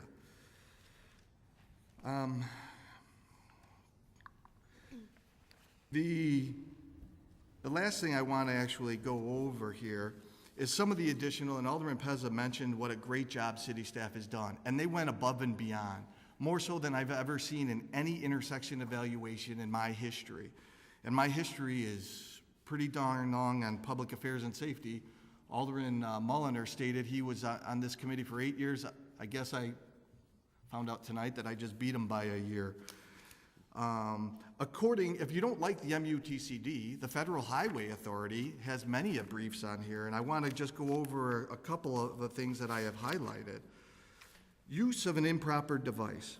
Placing, and this is quoted from them, placing an unwarranted traffic signal where less restrictive control would be more appropriate may result in unnecessary delays, excessive violations, increased crashes, and diversions to less desirable routes, such as other streets. Finally, I really believe we talk about common sense, we talk about that this is a safety issue. There's nothing in the minority report other than perception or anecdotal evidence that there is any safety issue with the current two-way stop. The city staff has provided you with gobs and gobs of information. My majority report has provided you with a sliver of that information. It's not about common sense here. I am not an expert on this topic, but the experts in the MUTCD, the experts of the Federal Highway Authority, the experts of our own city staff have stated it is not warranted time and time again. So I ask all my fellow aldermen, if all the experts out there throughout the nation, not only in Illinois, have said it's not warranted, our own policy says we've gone and done the right thing, who are we, without any data, at least in the minority report, who are we to say otherwise? So I would ask you to not support the minority report, and please do the right thing. Vote with data, not by perception. Thank you. Alderman Palumski. Thank you, Mr. Mayor. Thank you to the city staff and to the committee for looking into this. I know it's a lot of work, and I also know that most of us are approached by residents asking us for help at specific intersections. About a year and a half ago, representatives from each school conducted traffic studies for part of Safe Routes to School, where parents from all directions, either walking or biking to school, came up with examples of any barriers in getting to or coming from school. And while some of those examples people gave had to do with sidewalks, most of them were related to erratic driving and unsafe drop-off and pickup procedures. I think the biggest issue that I came across was about parents ignoring the signs that say stop for pedestrians in a crosswalk, the no idling signs, and just basically people are ignoring signs. I don't think a stop sign is going to change people's behavior, but what I think we need to do whenever there's a referral that is related to or close to a school is we need to look at it differently. And as Alderman Wagner mentioned, I think having an individual there to direct traffic, I think that is probably the best solution. I know it's not in our budget right now, but I don't think we need a sworn officer to do this. I think we could train some people during maybe the mornings and afternoons to control traffic, and that would get the job done. And I also would like to take a look at speed bumps. I know that we don't use those here in Elmhurst, but they are in the MUCTD, and I think that maybe that's an option that we've always overlooked, but it might control the speed if we're not supposed to be looking at stop signs to control the speed. So, thank you. Alderman Gutenkopf. Thank you, Mr. Mayor. I think stop signs in school zones are always so difficult. They're a political issue. They're not a safety issue. And I think it's going to take every ounce of, or perhaps every piece of backbone that each one of us has to look beyond the fact that this is a political issue and get down to the real crux of what's going on here. That this isn't any different than any other stop sign request that we've gotten. That we should evaluate each of these requests based on guidelines that we've set out for ourselves and that we as a city council have chosen to adopt. It's always difficult to say no. It's always difficult to go against a campaign promise that you've made. But once you get a chance to sit on the city council and evaluate what's going on, to really understand all sides of the issue, I think that's when it's important for us to step back and say, you know what, I have looked at this, and I've evaluated this situation on all of its merits. I understand all sides of the issue, and I'm making my decision based on 20 pages of data, not on one paragraph of opinion. And I think that's a really important thing for us to keep in mind. I'd like to correct a mistake that one alderman made earlier. The MUTCD, the Manual on Uniform Traffic Control Devices, does provide standards for placement for traffic control devices. It sets aside or sets out guidelines for how far away from an intersection a device needs to be, how tall the device is, what color the device is. Those are all placement standards. It talks about the criteria that need to be evaluated for the placement of the devices. It talks about all kinds of things that appear in the 20-page documented report. Things like how much traffic goes through an intersection, how fast the traffic is, what kinds of sight lines are available. All of these things come into play when our staff engineers evaluate a situation like this. And I think it's time for us to take stock of how important it is for us to maintain uniform standards. That's why these things were set up. Uniform standards set up drivers to understand what to expect when they come to an intersection, so that Iowa's devices aren't any different from Nebraska's devices, so you don't have to learn how to drive all over again when you go from Elmhurst to Villa Park. That's why they're here. And our expectations are learned over years of driving. When we throw these expectations out the window, we set ourselves up for dangerous intersections. I can't support the minority report. I can't support the one paragraph of opinion, and I will vote against it. Thank you, Alderman. Anyone else? Alderman Mulliner. Just one last thing that I need to correct. A few years back, we did reduce the budget, and we did cut out a number of the crossing guards back a number of years ago. We also reduced and actually eliminated the crossing guards during the lunch periods because there was only 1 or 2 students that were going back and forth during lunch periods. But I want to make it very clear that at Lincoln School, the crossing guard that has been there since I went to Lincoln School as a student, okay? It's not the same crossing guard. That crossing guard has been at the same intersection, and we have not increased or decreased the number of crossing guards at Lincoln School ever. It stayed the same. Thank you, Alderman. Where's that crossing guard at again? That's at Lincoln School? Spring and Valette. Spring and Valette. That's a different intersection than this one. I just want to clarify that. Alderman Levin? Thank you. Well, this is my ward. I care about the people in the ward, and I can tell you that I don't take these decisions very lightly. The last one was at McKinley and Mitchell. See? I voted against that one. I felt that didn't meet the requirements of the manual, and I couldn't go along with it. This one I'm going to support. It's one that has not been put up by a group of people who come to a meeting and say we want it, but this is something that has been advocated by the school, the neighborhood, the parents from I don't know how many years back. I've spent some time, I've looked at the intersection.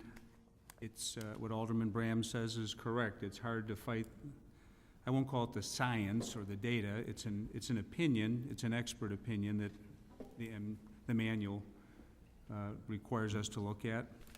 But in this case, I think I'm going to make the one exception that you'll probably see in my time up here this term, where I'm going to support something that doesn't meet the strict requirements. I don't think in this particular situation with a schoolyard where children are crossing, I understand the general theories from the manual of, well, if you put a stop sign there, people may go around to a different intersection. Good, let them go around to a different intersection. If you drive down that street and you come from, particularly if you're coming from the east, you almost expect there to be a stop sign there. It doesn't quite make it on the science.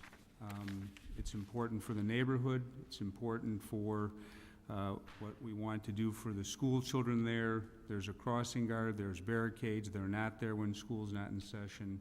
I'm going to urge you to adopt the minority report. Thank you, Alderman. Anyone else? Alderman Pezza? Thank you, Mayor. Just to add, since I spoke first of the majority report, a couple of things. I am hoping that we do the right thing and we support the very hard evidence we have here that this could potentially make this less safe. I can't stop reading that sentence. And that being said, I want to piggyback on to Alderman Polumsky's thoughts. I agree. It's something that I have brought up in committee, and I think it's so important, especially not just schools, but schools, churches, playgrounds, any type of social gathering spots in town, to take a look at them more often. and pay really close attention to them, because that is where children will be. And as long as I'm on the Public Affairs and Safety Committee, I will be committed to making sure we continue to do that. It also sounds like there needs to be a real crossing guard somewhere around this school. Why there isn't one, why we haven't discussed that, I'm not sure, but I think it's something that I'd like to bring back to our committee. And I also put in a referral, because I think we've really gone off base here with what's been going on. To Alderman Gutkopf, to her point also, I put in a request that staff come before our committee and remind us of the actual procedure we're supposed to be following and how this is supposed to work. Does a resident come to an alderman and say, I want a stop sign, and we tell them, no problem, I'll get you one? Absolutely not. That's not how it works. I know when we're approached in the first ward with any request, whether it be a stop sign, a speed sign, striping, the first thing we tell the constituent is there's a procedure that has to be followed. We understand what you're saying. We absolutely will take your request to staff. Staff has to evaluate it. They're the experts. We are not. If they evaluate it and they see merit, we will absolutely work with you and for you to get what's needed done.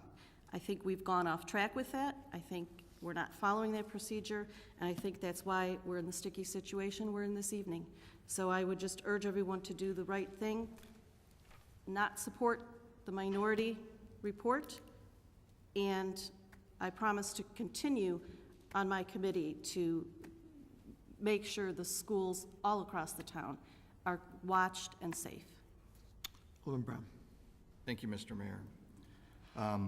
I just want to add a couple more things. Alderman Levin made a comment in regards to the data or the opinion. I believe wholeheartedly that this isn't just opinion. This is fact. These are the MUTCD is not created by a single individual sitting home on a Saturday night having nothing else to do. It has taken years and continues to go through many revisions. It does have a list of the states that have adopted it. It's a federal guideline. There's an Illinois version, and we in the city of Elmhurst, according to our policy that we set upon ourselves, has adopted that.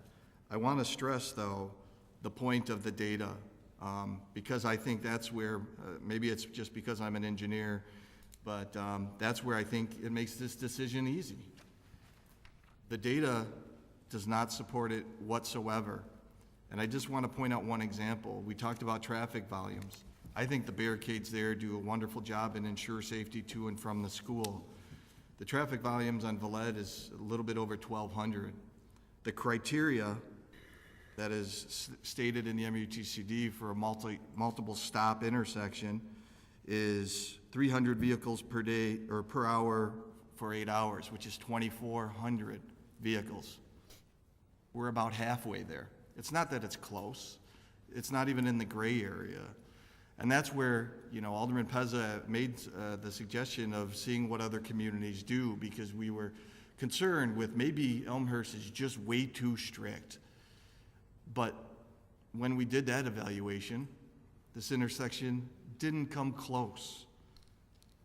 So I'm asking you to vote on not what has been said, not what has been promised, not what you perceive to be the right answer here, but I'm asking everybody to vote on what data tells you is the right thing. Because then it's easy. You can do it with your eyes closed. Data says it doesn't even come close. If it came close, I could understand us having a difficult discussion up here, but it doesn't come close. I think the city has done a bang-up job of making sure this intersection is safe. And the last thing I want to wrap up with, my passion here is because I have been on this committee a long time, so I don't want that to be perceived as anything negative. I want to thank the residents as well as the principal who has come out to the committee meeting, and some of which who have come out tonight, because we do appreciate, or I should say I do appreciate them coming out and stating their case. But I want to make sure that the right thing is done, and I have to go with what the data shows me, and the data shows me that it is not warranted in this intersection. So I ask for your support for the majority. Thank you. Thank you, Alderman. Alderman York. Thank you, Your Honor. I've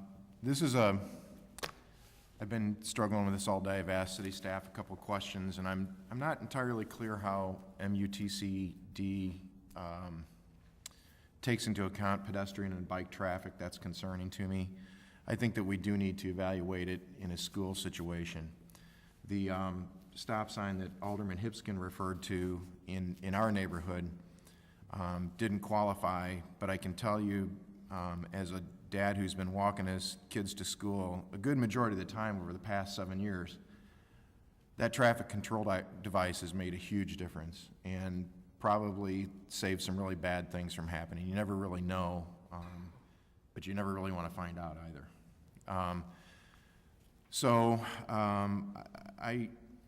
I will support the minority report, but going forward, I'd like to understand how the MUTCD refers to school zones and have us look, and I'm all in favor of Alderman Pez's, looking at the situation and trying to make it a better situation, but I think at some point in time, you have to look past strictly the facts and you have to apply some common sense to it.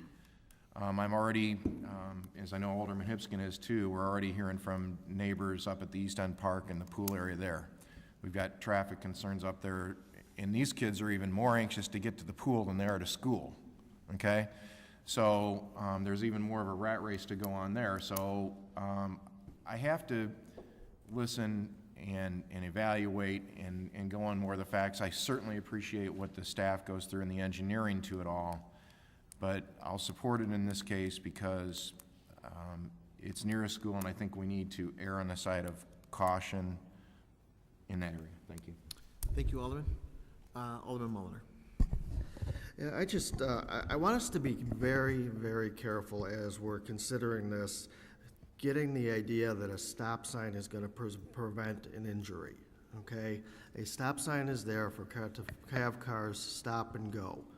I hate to bring up the worst accident that we had in Elmhurst as it relates to school zones, but the worst accident we had in Elmhurst was on York Road at Lexington. The light was red. They were traveling on York Road. The students were crossing York Road. The light was red. The crossing guard had the stop sign out. We lost 3 children that day. That didn't happen when the light was green. That didn't happen because the kids were running across the street because the light was green and trying to get across quickly. Let's keep in mind that stop signs are not there, and they're not going to stop a car that's going to just blow through it. Let's be very, very careful of what we're doing here. We can create ourselves feeling like we're doing the good thing and we're patting ourselves on the back, that what the right thing to do is to put this stop sign in and it's going to stop all the problems of the world. It's not going to happen. We need to be careful and follow the guidelines that have been set up for us. Staff has made it very clear to us, not just this time, but I've been on that committee for a long time. And for years, they've told us about what goes on in school zones, and I think our staff has done a very good job of annually working with schools and the principals and the staff in the schools to make sure that they have safe ways to get to those schools. And putting up more signs doesn't always solve the problem. So let's be very careful and think very hard about whether adding a sign is going to save lives, because that's what everybody's talking about here. Let's be honest. Everybody's talking about we want to find a way to save lives. Not putting up a sign doesn't necessarily do that. And let's be careful about making political promises in order to get reelected, because you're going to tell people what they want to hear. Time comes when you have to stand up and say what's right and what's going to make sure that things are going to happen to protect the people the right way. Our police department's done a fantastic job. I heard a comment a minute ago when I made my comment about the crossing guard. There's never been a crossing guard any place but Spring and Villette. No, we're not talking about that corner. But that school's been there for 75 years. The crossing guard's been at Spring and Villette, not this corner. Okay, so let's think carefully and look at data. Look at data. Thank you, Alderman. Alderman Dunn. Thank you, Mr. Mayor. Obviously, in this issue, the staff has done a lot of research, and we've used consultants in the past. really attack this issue, engage the community. The staff recommended lower level actions than putting up a stop sign. The things that were spelled out being easy to see in that intersection, minimal accidents, and people are just not speeding through there. I took a ride through that area, and the intersections appeared to me, all four corners to be, of the Lincoln School, to be maybe precarious. But in this case, I believe I have to put my faith in the city staff. I think they did an extreme amount of research. It's quite compelling that it's just not the proper thing to do. I worry about safety, and I worry that this is going to be an impingement to safety. People get hit with stop signs in intersections just as often as without. There's also disruptions caused by putting stop signs in areas where they're not needed, increased noise, increased fuel consumption, things that our community worries about also. In this case, I would support the city staff's recommendation to use the lower level actions in this case. Thank you. Thank you, Alderman. Alderman Brand? Thank you, Mr. Mayor. Alderman Dunn's comments actually triggered something that was discussed in committee, and that was this intersection where it stands today. City staff actually made mention that where it stands today, it doesn't even warrant a two-way stop. We're not suggesting to go and remove the two-way stop, but according to city staff, this only warrants 2 yield signs and not a two-way stop. The other question I want to throw out there is, why this corner? How come that this corner is so crucial if none of the other intersections around the school doesn't have a 4-way stop? So we only care about the students coming from one side of the school? What about the other side of the school? And I'm not proposing that I'm an advocate for a 4-way stop on any of the other intersections, but why this corner? It's already blocked off with barricades, but when we asked that question, it was made mention that we need to make sure school children can get to the school safely. Well, that doesn't help the other side of the school. They also said because of the playground. Well, when I drove this area after work, there was 2 baseball games on the other side of the school. Kids running after foul balls in the middle of the street after one's hit, and especially little children love to go get that ball and bring it back to their big brother. So why is this one that doesn't meet criteria more important? I don't have the answer to that because nobody was able to answer that question. And Alderman York brought up some good points in regards to we should keep schools in mind when evaluating intersections. But the MUTCD, for those of you who don't know, does that. It has it in there, and I can provide a copy or it's online. It states about pedestrian traffic. It does state about pedestrian traffic under the other options, and that's part of the engineering study. Director Hughes is in the audience, and hopefully he agrees with me, is that it is there. I have faith that our staff has done their due diligence to evaluate that. So there's not another step needed here. It's already been taken into consideration. So I just want to toss that aside because that has been part of this evaluation along with all the other data. Thanks. Thank you. Alderman Gutenkopf. Oh, just very quickly, Alderman Brand's right. It's Part 7, Traffic Controls for School Areas, that outlines all of the criteria specifically with schools in mind. I can't remember who stated it a few minutes ago, that this is a school, therefore somehow it's different and somehow it doesn't fall under the MUTCD. It falls under the section that's specifically devoted to schools. So I don't want anybody to mistakenly think that we're just talking generic pedestrians and somehow children are different, and this isn't taking children's needs under consideration. I think it's incredibly important for us to keep in mind that these are controls designed for areas with kids.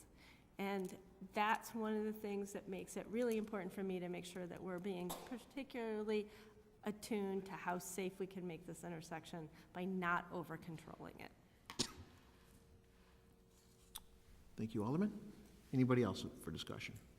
Okay, now, when I call the roll on this, this is the vote to substitute, not the vote on the actual minority report, but the vote to substitute the minority report for the majority report. So with that, I ask Clerk Spencer to call the roll and the substitution. Hipskin. Aye. Wagner. Aye. Mulliner. No. Heza. No. Gutenkopf. No. Leader. Aye. Dunn. No. Graham. No. Polumsky. No. York. Aye. Healy, absent. Levin. Aye. Kennedy. Aye. Morley. Aye. 7 ayes, 6 nays, and 1 absent. 7 ayes, 6 nays, And 1 absent. 1 absent. I'm going to vote yes, so it would be 8-6. It's actually not needed, but it's okay. It's okay. Very good. And then at this time, I'd ask for a roll call on the underlying motion, which is to pass the minority report, please. Heza. No. Excuse me, Bram. No. What order are you in? We're supposed to go be Wagner. Clerk Spencer, this would be on the, On the majority? No. on the Minority. now we have substituted the minority for the majority. You're right, I'm sorry. Let me, So go to Hipskin, then Wagner. Yeah, Hipskin or Wagner. right, right. Hipskin. Aye. Wagner. Aye. Mulliner. No. Pezza. No. Gutenkopf. No. Leader. Aye. Dunn. No. Graham. No. Polumsky. No. York. Aye. Healy, absent. Levin. Aye. Kennedy. Aye. Morley. Aye. Okay, that's 7, 7 ayes, 6 nays, 1 absent. and in rules of 7, even though I don't have to vote because it's not an ordinance at this time, I would also vote an aye. So we would have an 8-6 vote that the minority report carries. And I just want to make a comment because as the mayor, I don't engage in debate up here, but I would like to make a quick comment as to why I voted for yes on this. Being a Lincoln father, I'm pretty intimate with the intersection. 1,600 cars a day go east and west on Vallette that cross that intersection. 400 cars go north and south at that intersection. So roughly 2,000 cars cross that intersection daily. It's the second largest elementary school in the city of Elmhurst with nearly 600 kids. It actually is a bigger school than Churchville, which is the middle school up on the north side up in the 3rd Ward. I spoke with several mayors who have policies, like Mayor Pradle from Naperville, Mayor Hartwig from Addison, and the quote that they gave me is, "You cannot be a slave to the MUTCD." When you have a neighborhood school that has a park and has a church and has a high traffic count with an existing incidence, that motivates me to try to secure this intersection with the four-way. I think many of us, especially in wards 5, 6, and 7, maybe mainly 5 and 7, have the issue of uncontrolled intersections. We've addressed many of those.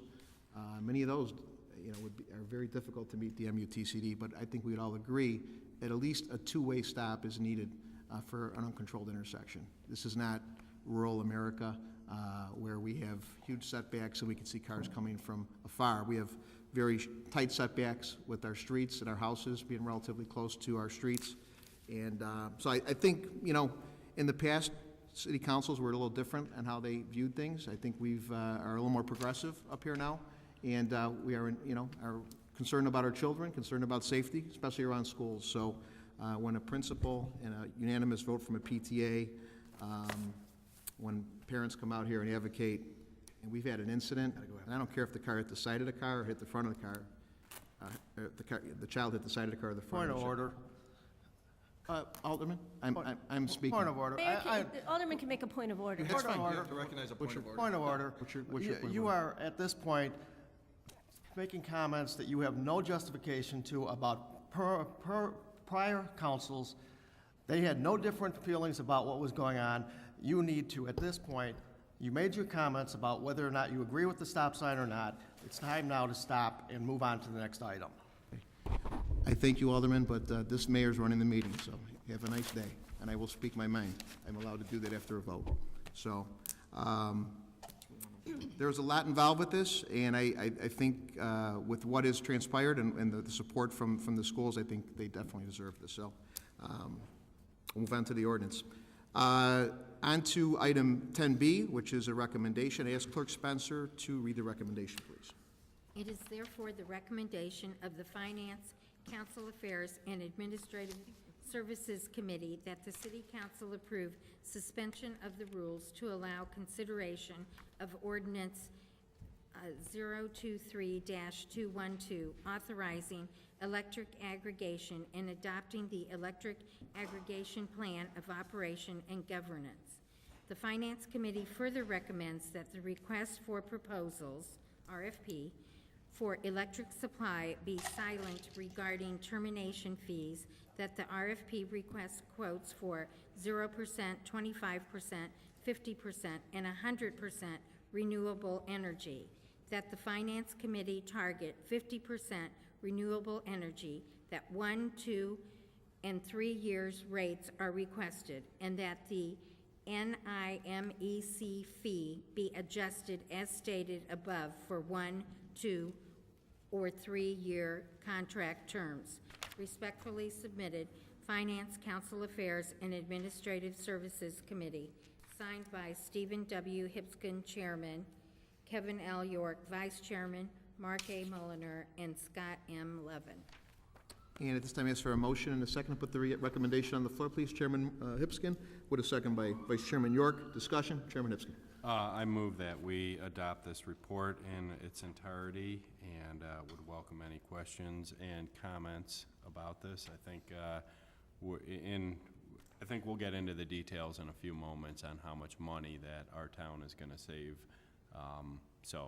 This is an exciting report, and I'd like to open up comments from Vice Chair Alderman York and anyone else from our committee, but first.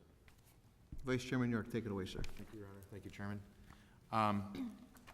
First of all, I know this is, something that probably everybody around the dais here spent a lot of time on, so thanks to everybody for getting to know about aggregation and all the nuances around electricity generation and distribution.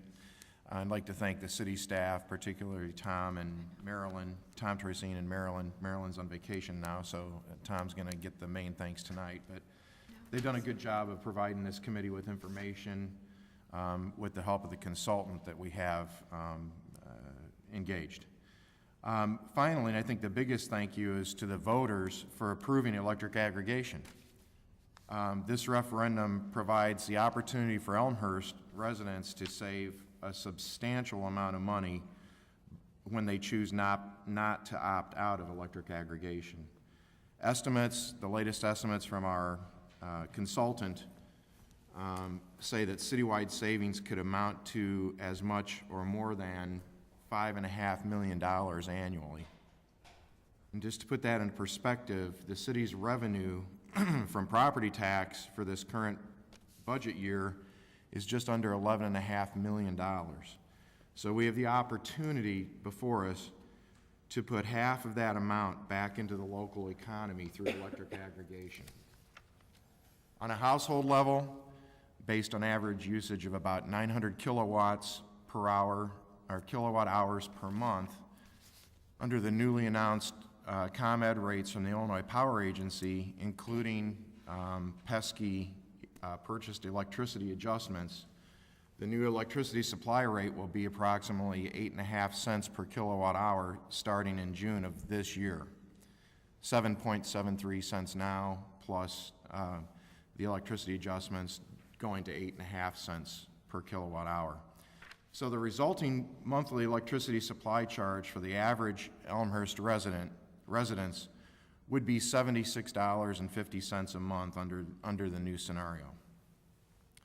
Using some recent one-year aggregation pricing of 4.6 cents per kilowatt hour, and that's for a Brown rate, the electricity supply pricing for an average Elmhurst residence would drop to $41.40 per month, resulting in a rate that is nearly 46% lower than the utility rate, the ComEd rate, and would save the average residents $35.10 a month, or over $421 on an annual basis. That's the average savings in Elmhurst.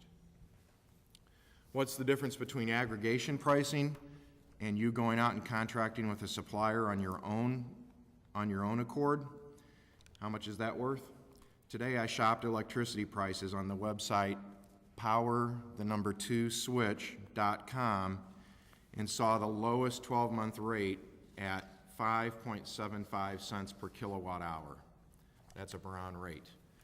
So today, aggregation will save those who don't opt out an additional 20% over what they could buy in the marketplace on their own, or an additional $10.35 a month, or $124.20 annually. Keep in mind that pricing does change on a daily basis, so you may not find those same rates tomorrow. They may be lower, they may be higher. When I take aggregation a step further and make a decision that I am resolute in to the highest level possible to encourage our community to make an investment in the future of renewable energy through the use of certifiable renewable energy certificates, or we'll call them RECs from here on out, the savings for residents work out in a very favorable manner as well. First of all, you can't even buy green energy in the form of RECs from ComEd, so you'll continue to use the same Brown energy at 8.5 cents per kilowatt hour. Aggregation rates are seeing about 1/10 of a cent premium per kilowatt hour for 100% green energy through the use of RECs, resulting in a comparable 100% green rate of 4.7 cents per kilowatt hour. This green rate results in residents still saving almost 45% off the Brown rate. The average resident in Elmhurst will still save $410 a year, giving up only $10.80 in annual savings, giving up savings to make an investment in the future of renewable sources of energy. What's the difference between aggregation and contracting with a supplier for green energy? On the same website, power2switch.com, today the lowest rate on 50% green energy, that's the highest that was offered today, was at 6 cents per kilowatt hour. So today, aggregation will likely save consumers an additional 22.5% on green energy over what you could buy in the marketplace on your own. So there's been a lot of discussion around green energy, and I'd like to share what I know and what I believe. First of all, the energy that we actually use under aggregation, it won't vary a whole lot in composition from what we currently use today. The fact that green energy is produced relatively close to us in central Illinois or in Iowa, for example, that can't be sent directly to Elmhurst right now because of the obvious grid considerations. There's no extension cords big enough to get it here.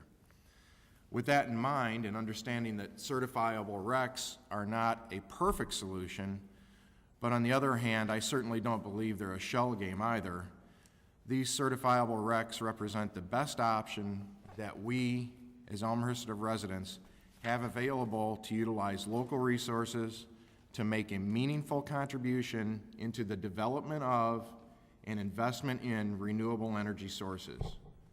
For less than $1 per month for the average residents, Elmhurst can proudly say once again that we are doing the best that we can to make a difference. At some point in time, what we do today may reduce the carbon dioxide and harmful pollutants that are released into the atmosphere in traditional electricity generation. It might also reduce the number of seemingly endless coal trains rolling through the town on a daily basis, and there are many other socioeconomic advantages as well. I'm fully prepared to make a policy decision for 100% green energy through the use of certifiable RECs, while still affording Elmhurst residents unprecedented savings opportunities on their electricity supply costs through electric aggregation. I believe that many of my colleagues on the dais share this sentiment, and I ask you for your support. I urge you to speak out tonight or contact myself or any other member of our committee and let us know that you are on board for 100% green energy through the use of certifiable RECs. Keep in mind that at our last committee meeting held in this room because of the substantial attendance, we set a target of 50% green, and Clerk Spencer just read that into the record. Green is noted in our report. So moving to the 100% level is now just about half of that step, about 50 cents per month, and the reduction of some pretty impressive monthly savings about to be realized by all those who do not opt out of this aggregation. The other item I wanted to bring to your attention, and then I'm done, was I hope you all had a chance to look at the article that City Manager Grabowski forwarded the link to, and that was in last Thursday's Chicago Tribune regarding the expected increases in power pricing in the coming few years due to the decommissioning of some coal-fired generation facilities in the next couple of years. I believe, as a committee, we need to fully vet and consider the rates that we receive tomorrow for longer-term contracts, understanding that if the rate we contract for exceeds the utilities rate, we will have the option to switch back to the utility for no cost, or the power supplier chosen for aggregation has the right to supply the power at the same rate afforded by the utility. I guess the final thought I have is that if what I've outlined is objectionable to anyone for whatever reason, they have the option of opting out. They don't have to save all this money if they don't want to. After they have opted out, they can select a provider on their own and save less money and use whatever kind of energy solution they so choose. Thank you. Thank you, Alderman. Alderman Hipscomb, follow up? Yes, actually, I'd like to thank Alderman York for his preparation for tonight and his opinion upon the 100% green. I actually support 100% green too. We are 14 elected officials. I would like to go on record that I support green, and I'd love to hear from the other city council members where they stand, because this is a compromise and there's pros and cons to each. But I think Alderman York put a fantastic debate out there that convinced me to move towards 100% green. Thank you. Mr. Chairman, anybody else with a comment, question, discussion? Alderman Gutenkopf. Thank you, Mr. Mayor. Actually, that ties nicely in with my question. I'm curious as to why the committee would make a recommendation at 50% and then quote us some of the costs for 100%.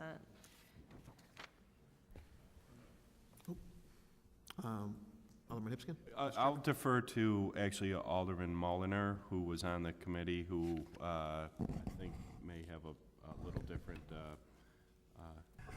Yeah. Basically, what we had done was we had come up with a compromise. There were a couple of aldermen who wanted to go 100%. A couple of us wanted to go lower. So we compromised at the 50% being the renewable because of the concern about how RECs are being used and what their function is and not having enough data as it relates to the RECs. We felt that the best thing was to give us a compromise and put us kind of in the middle of the road and say, all right, let's try 50% renewable and see how it all works out from there. Alderman Levin? You know, we had a fairly lengthy committee meeting this was an issue that was discussed pretty well. And as the report says, 50% is the target that was agreed on as the compromise.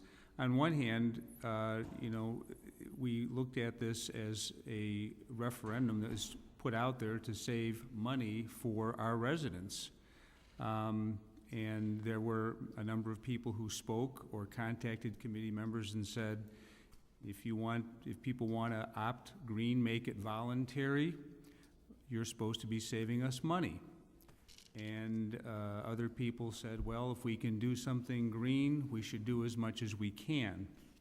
And this is one of those items where there's really no correct answer. I had spoken with a partner of mine who turns out to be a recognized expert in Michigan on renewable energy, in particular wind, and he said that if every single community signed up in the country, you'd want a target of 20% for renewable energy credits, because there isn't any more than that. You can't have 80% renewable energy. It doesn't exist. So what's our fair share? What's a good statement to balance between what is money saving and what is doing a green thing? Our state has a minimum of 7%. Michigan has 10%. The more cutting-edge states like Colorado and California have 25%. Maybe it's 30%. So we're talking about going to 50%. Yeah, on one hand, I understand it's not a whole lot of money. It doesn't, cost that much more. I understand we're saving people a lot of money, but there are those who say, save me as much money as you can. That's why we did the aggregation program. So the 50% is just that. It's a compromise.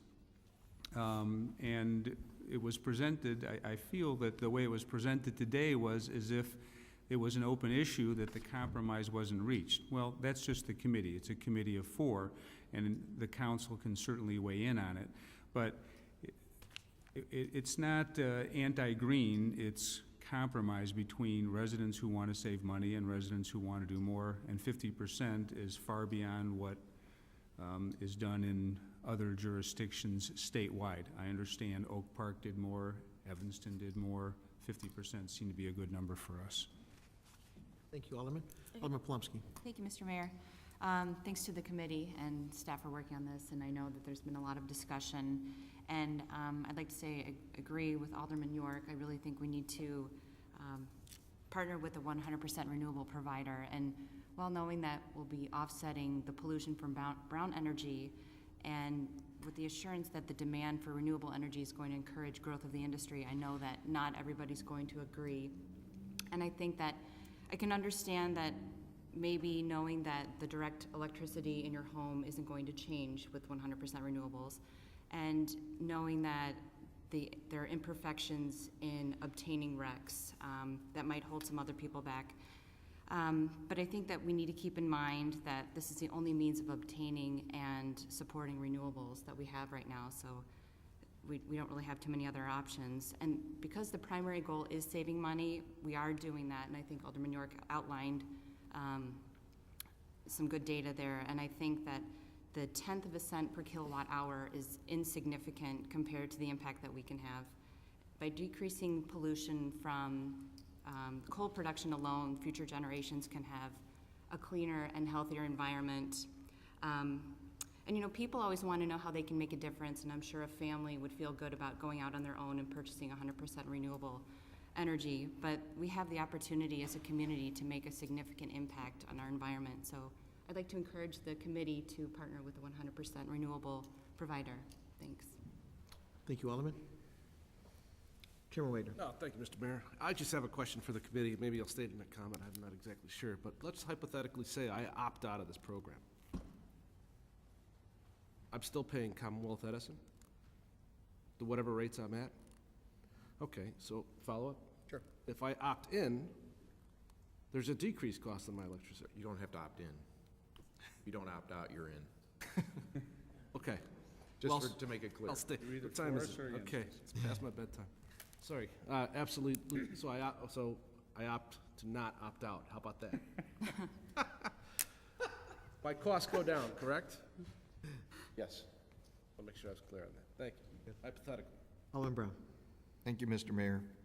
I appreciate the additional debate. I guess I'm curious on what direction two of the members of the committee are going here. Both have spoken to wanting 100%, but there isn't a majority and minority report here.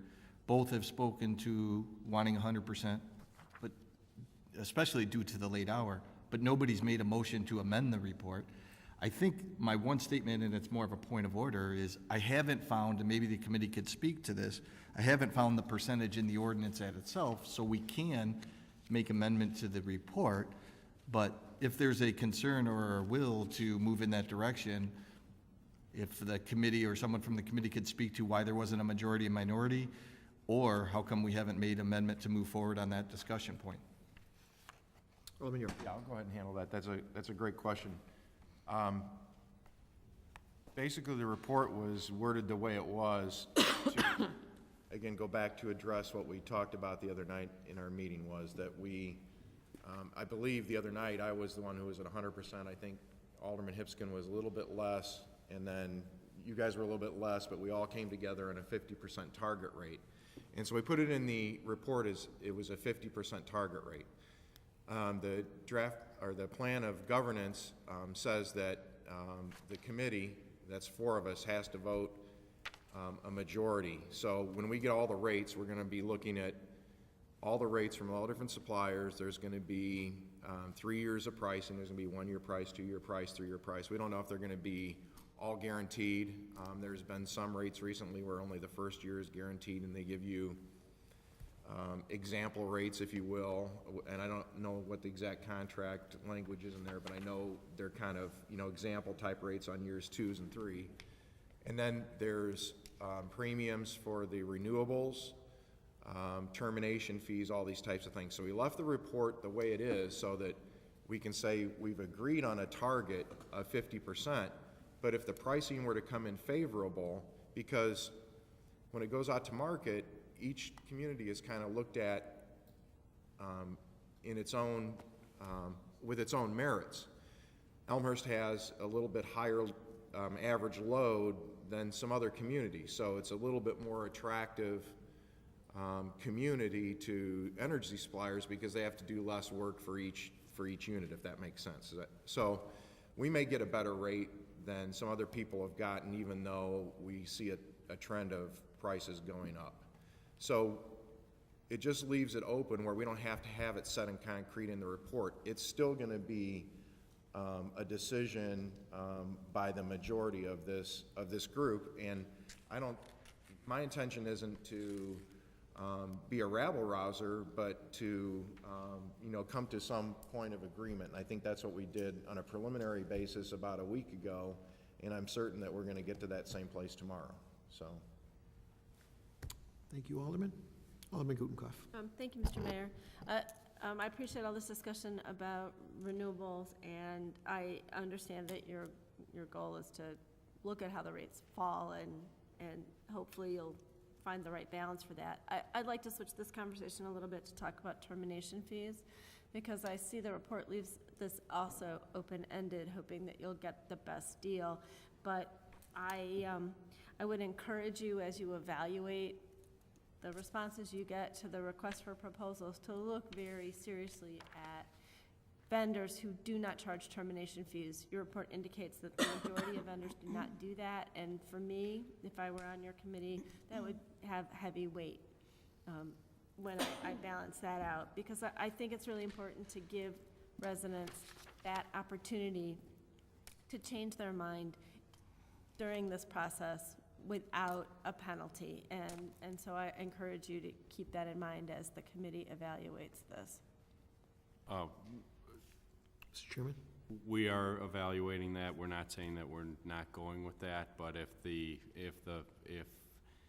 the rate is such that after 3 months someone wants to opt out and it costs them $25, but they've saved $100 along the way, I think we'll take that chance. It's really, I mean, they're still $50 ahead. So we're taking all that into account. Very good. Alderman Pezza. Thank you, Mayor. I just have, I guess, one concern. I want to be sure we're handling this correctly. At the last, or at the committee meeting where this was discussed, and I think the four of you kind of made that compromise and said the number was 50, I believe we left the public and the media and everyone else and myself with the impression that that's what that number was going to be. I don't want it to seem like misleading that suddenly at the last minute we're changing it. I also want to understand that if you decide it's 100, or you think tonight you're going to lean towards 100, that you are saying you will still look at all of the options, not just the 100%. Is that correct? We're going to have a meeting tomorrow and come to a consensus amongst this committee, and it will include, so far Alderman York prepared his debate tonight, of which I was completely unaware of, because we cannot talk about this outside of committee meeting. That's why it may seem as a surprise to people. Under the Open Meetings Act, we cannot talk about it. So this is all new news to me. Last week I was at 100%. We came to a compromise. If the green energy is so expensive tomorrow night, and the brown energy, we're probably not gonna, it's open-ended. There are a lot of things that this is very fluid. As Alderman York stated, there's a $5.5 million savings to all of Elmhurst. That's half of the tax, that's half of the property tax that we collect that this town is gonna save, and it's somewhat probably proportional to the load of electricity and the household. So Alderman York asked for people's opinion tonight. So far as I'm looking at it, we've seen, we know where our committee stands. We've heard one other alderman talk about that they're for 100% green. I would love to hear where other aldermen, I've heard from my constituents overwhelmingly 100% green at a slightly less of a savings that they're already going to get. So from the constituents, I've heard that. I've heard from one other person on the council that they're for 100% too. I would encourage everyone to give us what you think or what your opinion is on green energy, so we can take that into account. So not only I can have that as data for tomorrow, but we can have that as a debating point where people go. So I've really heard one person really giving input so far. So I'd encourage, I'd like to hear more. Okay. Alderman Mulliner. Yeah, let me take a different approach to that. Basically, based on my way of putting this together, yes, we're going to look at all the rates, there's no question, but our target is 50%. I mean, there's going to have to be a significant difference. I mean, this is going to have to be like so small that we hardly see it for me to say that I want to go above 50%. I believe that as a committee we agreed to a 50%. That's our target. That's what our target should be. That's what we agreed to. And that's why we put forth a report that said 50%. If we're going to change that, I think the public does need to be aware of that we're going to change it. I don't think it's fair to the public if we're not going to be fair and say this is the amount. We said 50%. If we want to change it, it should be changed. If somebody wants to put forth an amendment, that's fine. Alderman Dunn. Just a comment on the renewable side. I think obviously the trend is to have a higher and higher percentage be renewable energy, but we can't get there overnight. We use the terms green and brown energy, and I think brown has definitely has a negative connotation, but please remember there's still 46% of our nation's power that is generated by coal, and there's a lot of jobs on that side too. I mean, there's a lot of people in North Platte, Nebraska, and the Powder River Basin in Wyoming that are good Americans, and they like their jobs too. It's going to take a while to go fully renewable. I think that if every municipality were to move towards that in a short time, obviously we couldn't support that. But given that, we're one city of many, and I think making a statement and moving towards green energy is a good idea. And I don't think it's going to disrupt the balance of power in our national power supply. So I would advocate to Alderman Hipskin's request for preferences. I would request we look seriously at 100%, especially since our initial data is that the premium is fairly insignificant. I'd also like to talk about the third item on the report, the duration, and what I noticed in the rates is there was a slight jump from the first to the second year, but there seemed to be a rather large jump in the third year from our initial pricing data. We don't know where that will be tomorrow, but I would tend to favor something in the 2-year time frame. Given we're obviously going to pay a little bit more for 2-year than 1 year, given the way energy supply contracts work, but I would halt it at 2 unless there was really minimal premium to go to 3. Thank you, Alderman. That would be my suggestion. Alderman Gutenkopf? Thank you, Mr. Mayor. Actually, given the projections for ComEd's big jump in 3 years, I'm more comfortable trying to get it as cheap for as long as possible, as cheap as possible for as long as possible. But yet, if there's an opportunity for residents to opt out of the program at target points along the longer contract, or still opt out with no cost to them, I think that's really important. But I also support us looking at as much renewable energy as we can afford. So that's where I stand on that. Very, very good. Vice Chairman York? Yeah, just one comment I wanted to make, and I think it was spurred on by just a comment that Alderman Gutenkopf just made.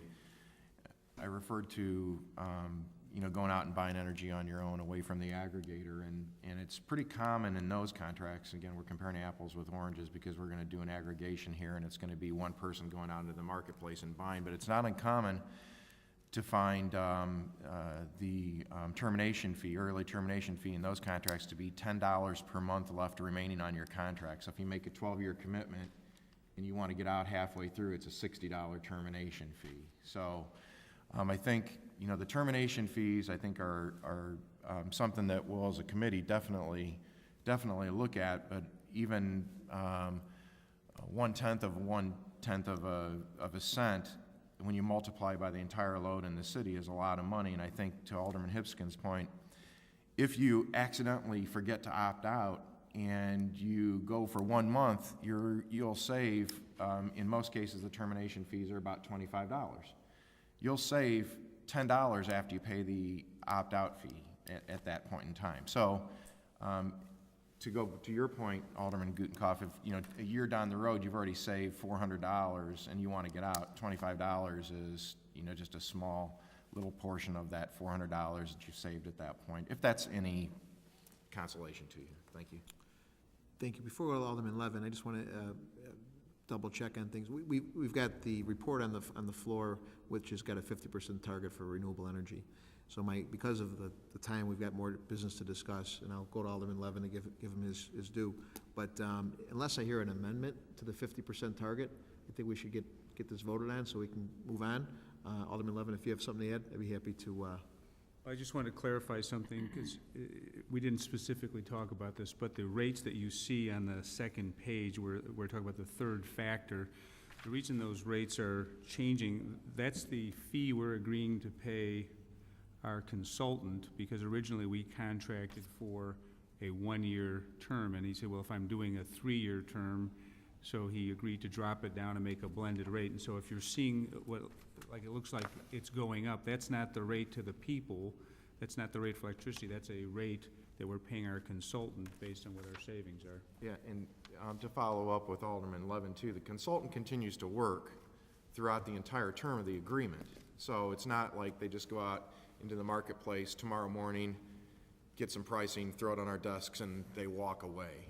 They're there to facilitate the opting out process, make sure that they can help people do that and deal with any customer issues along the way too. So they handle a lot of the burdens that some people might traditionally think would be on city staff. They're not.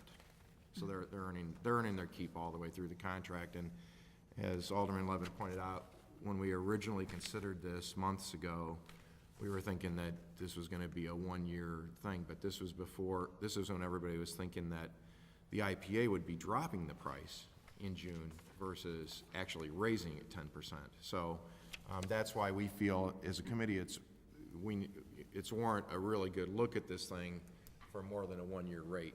Sure. But we're not married to anything. Alderman Hipskin. So the comment of making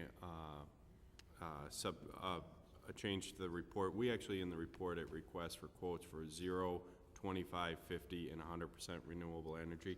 So we have the flexibility built in for this tomorrow. Okay. I think that if the 100% renewable energy was 50% less than the brown energy, the entire committee would go for renewable, because that would be the greatest cost savings.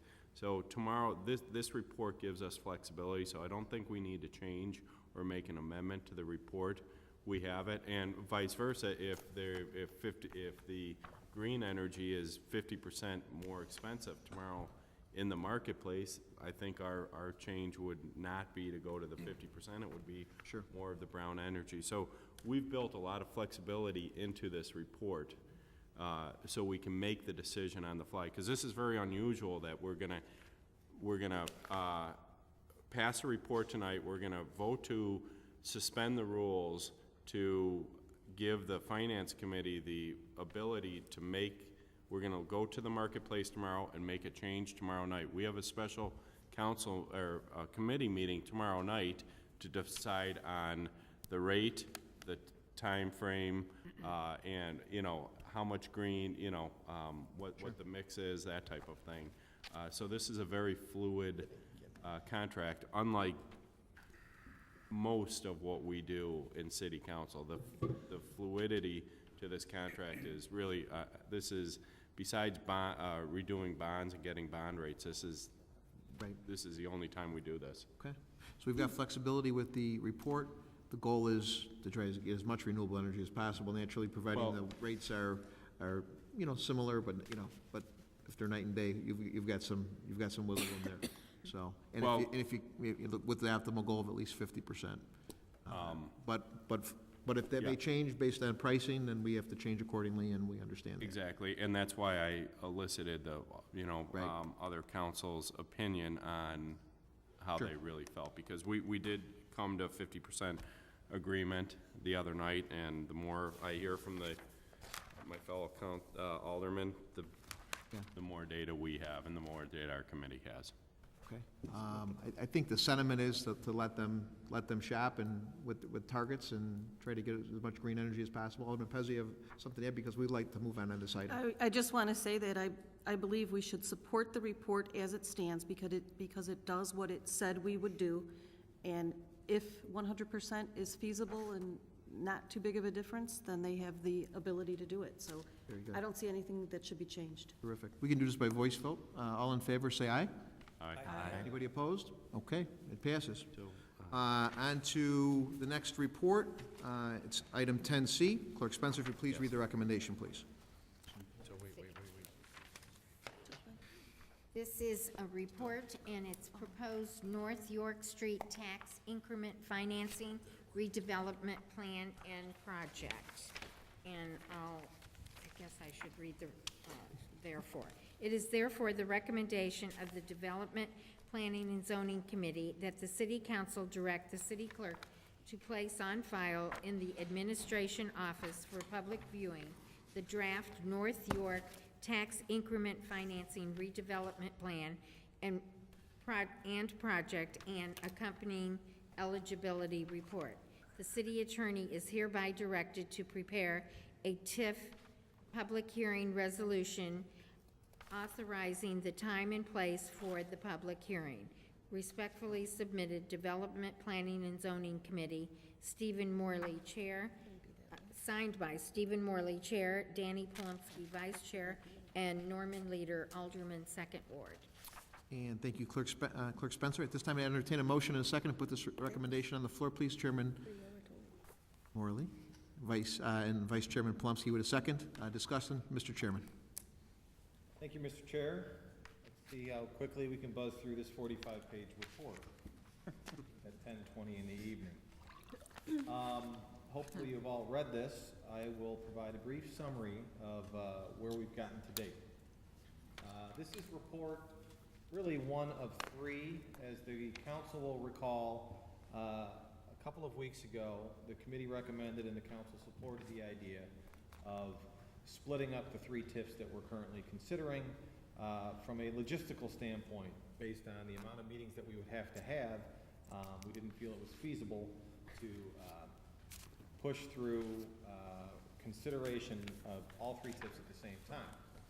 So it was the decision of the committee to move forward with one TIF and have the other potential TIF and have the other two that we were considering lag behind 4 to 6 weeks. This is the first one. Our decision was based on the fact that this North York TIF, as I'll call it, quite frankly, is the one that has gotten most attention from all sorts of developers. As city staff has informed us, they are fielding more questions about this from potential investors than any of the other two TIFs we are considering.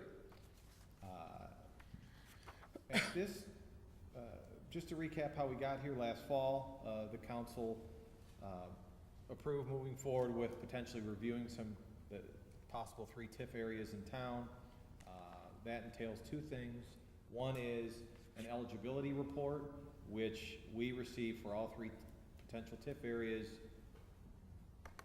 in the first quarter of this year, of one of which was this TIF.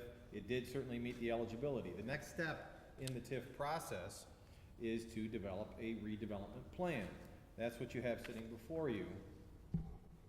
This is a recommendation that includes a draft. It's important to understand that it's a draft of the redevelopment plan. This redevelopment plan was developed as a result of numerous meetings with the consulting firm Kane McKenna, Brian Bow, who is our TIF attorney expert, city staff, along with guidance from the comprehensive plan. This is the second step of the two reports that are required.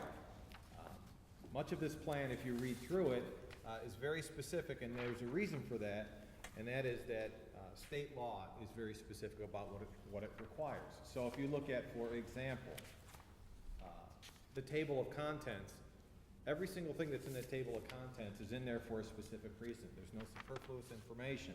State law dictates that we provide a certain amount of information in this report, and we have followed that. So, as some of the report can be a little dry, please understand that it was not put in there in excess. It's what's required through state statute. I will say that on page 1 of the report, it's a pretty good summary of how we as a council in the city of Elmhurst have gotten here today.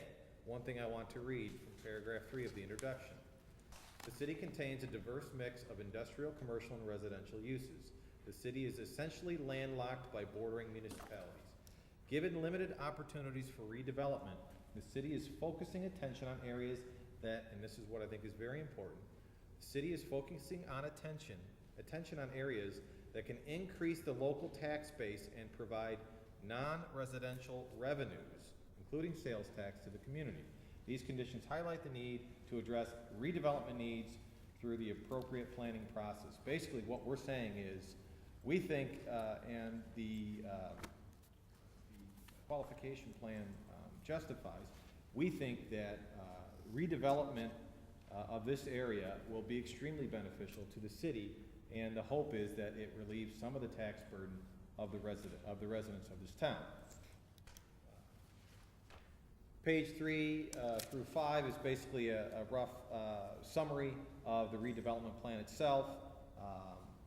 Pages 7 and 8 are a statement of the redevelopment goals. You'll notice, if you've read this report on page 7 and 8, it's pretty much a reflection of our comprehensive plan, which is as exciting as this report.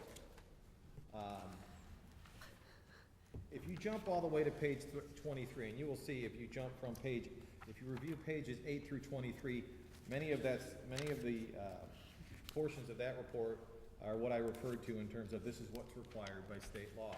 But some of the meat of this stuff as it pertains to Elmhurst is the redevelopment dollars. Page 23 shows an estimate of project cost.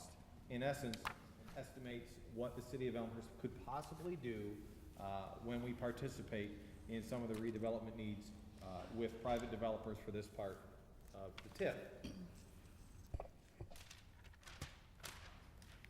Also attached is a report that you've seen before.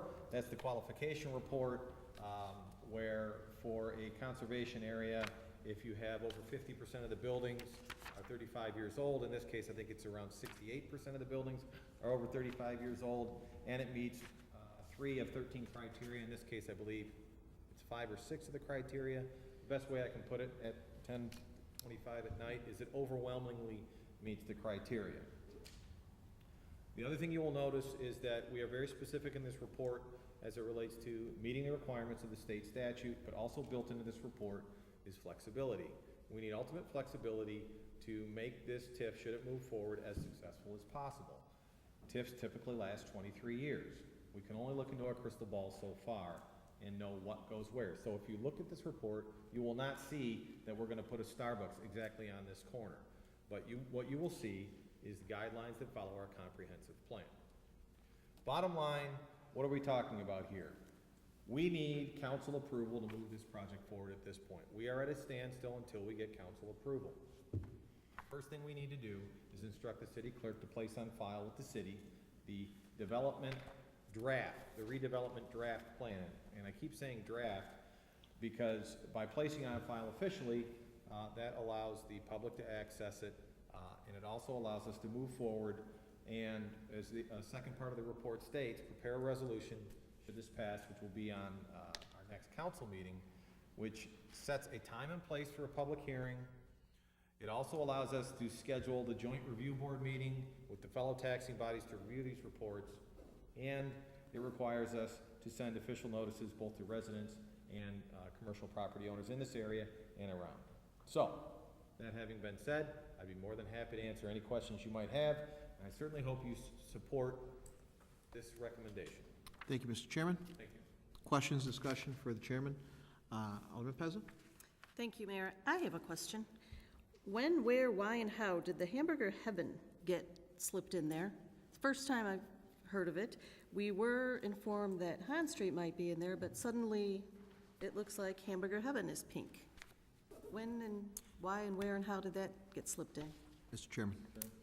The Hamburger Heaven has been discussed, and actually the property south of that, which I believe is an insurance agency. That had been in discussions, had been in discussions at more than one time during our committee meetings. It wasn't necessarily added in some of the reports. What I can tell you is that certainly the addition of those two properties in terms of the qualification, it actually increases the qualification of this TIF area. In addition, as I mentioned with maximum flexibility with this report, at this time when you put a report on file with the clerk and with the city, the map can get no larger. Okay, so when we discuss it with the public and when we have the joint review board, there will be folks who may believe that this map should be reduced. Certain properties should be taken out of it, and we cannot add. Beyond this point, we won't be able to add.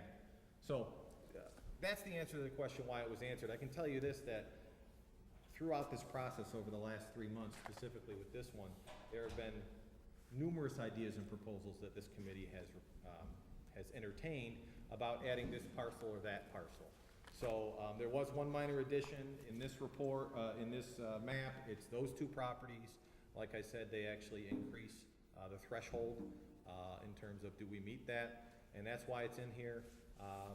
Prior to this council making a final decision, and we publish a timeline, which will probably be around September, maybe October, depending on how things go, this map can be reduced.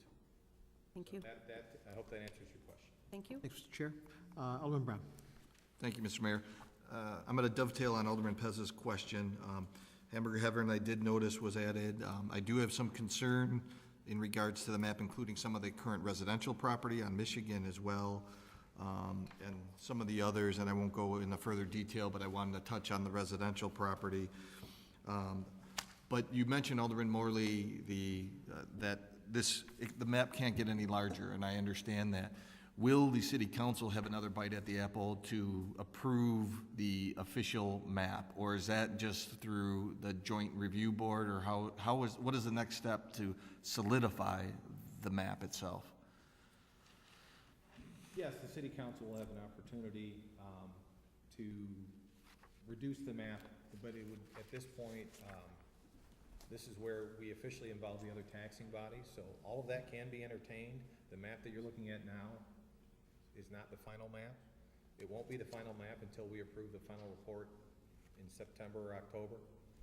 So, yes, the map can be reduced. Yes, the council can influence the map being reduced. City Manager Grabowski, if there's anything you wanted to add to that. That's the direction we've been working under, Alderman Graham, from both the consulting firm and also our attorney. One question I have, Hamburger Heaven and the podiatrist, I believe that's next door to Hamburger Heaven, they're currently in TIF 1, correct? I believe they are. Yes, they are. They are. Okay, Yes, okay. they would be All right, just released from wanted TIF 1 and to clarify that. incorporated in. The only thing I would add is, as Alderman Morley pointed out, after tonight, the map cannot get any bigger unless we start the process over. So that's why we've been more inclusive than not in hopes of getting input to see what should be in there. Very good. Any other questions or discussion? Hearing none, I'd ask all in favor. Oh. Okay, all in favor, say aye, please. Aye. Anybody opposed, say no. Report passes. And we move on to reports and recommendations. I'm going to be very brief because we are late. We've been monitoring very closely activity in Springfield with funding for our school districts that are being pushed with pension issues and burden from state pensions being pushed to the local municipal level for our school districts, as well as even in our situation that legislation was filed would take actually income tax from the city to subsidize the school pension. So we are watching that very, very closely. I was actually with one of our school board members today, and I was on the phone with Springfield leadership to let them know that that would be something we would be very, very much opposed to. So also I had the privilege of being invited to the NATO summit for Italy. Many of the Italian-American officials from the area here, including actually not an Italian, but our governor, our county board chairs from both counties, were all in attendance to see the Prime Minister of Italy, which was a pretty unique thing. And I had the pleasure of being there representing Elmhurst, and had my daughter Natalie with me as well too, so she got to see the Prime Minister. So great experience, and I think we've seen some pretty interesting things happen the past weekend here in Chicago. So with that, I go on to the next ordinance, which before I go to the ordinance, I'd ask for a vote to suspend rules, please. Because we are voting on... Point of order. We don't need to. Oh, it's already in the report? Okay, so it's not necessary. I would ask for Clerk Spencer to read the ordinance, please. An ordinance authorizing aggregation of residential and small commercial retail electrical loads and adopting an electric power aggregation plan of operation and governance by the City of Elmhurst, DuPage, and Cook Counties, Illinois. And at this time, I'd entertain a motion in a second. Chairman Hipskin with a motion, Vice Chairman York with a second, and discussion. Hearing none, I'd ask Clerk Spencer to call the roll. Hipskin. Aye. York. Aye. Healy, absent. Levin. Aye. Kennedy. Aye. Morley. Aye. Wagner. Aye. Mulliner. Aye. Pezza. Aye. Gudenkauf. Aye. Leader. Aye. Dunn. Aye. Graham. Aye. Polumsky. Aye. 13 ayes, 0 nays, 1 absent. 13 ayes, 0 nays, 1 absent, and that ordinance passes. And move on to other business. Anybody with any other business? Hearing none, I'd ask for a motion to adjourn. Alderman Morley, you want to, yep. Yes, it is. Here. 7. Thank you. Motion by Alderman Morley, a second by Alderman Wagner, and all in favor say aye. Aye. We are adjourned.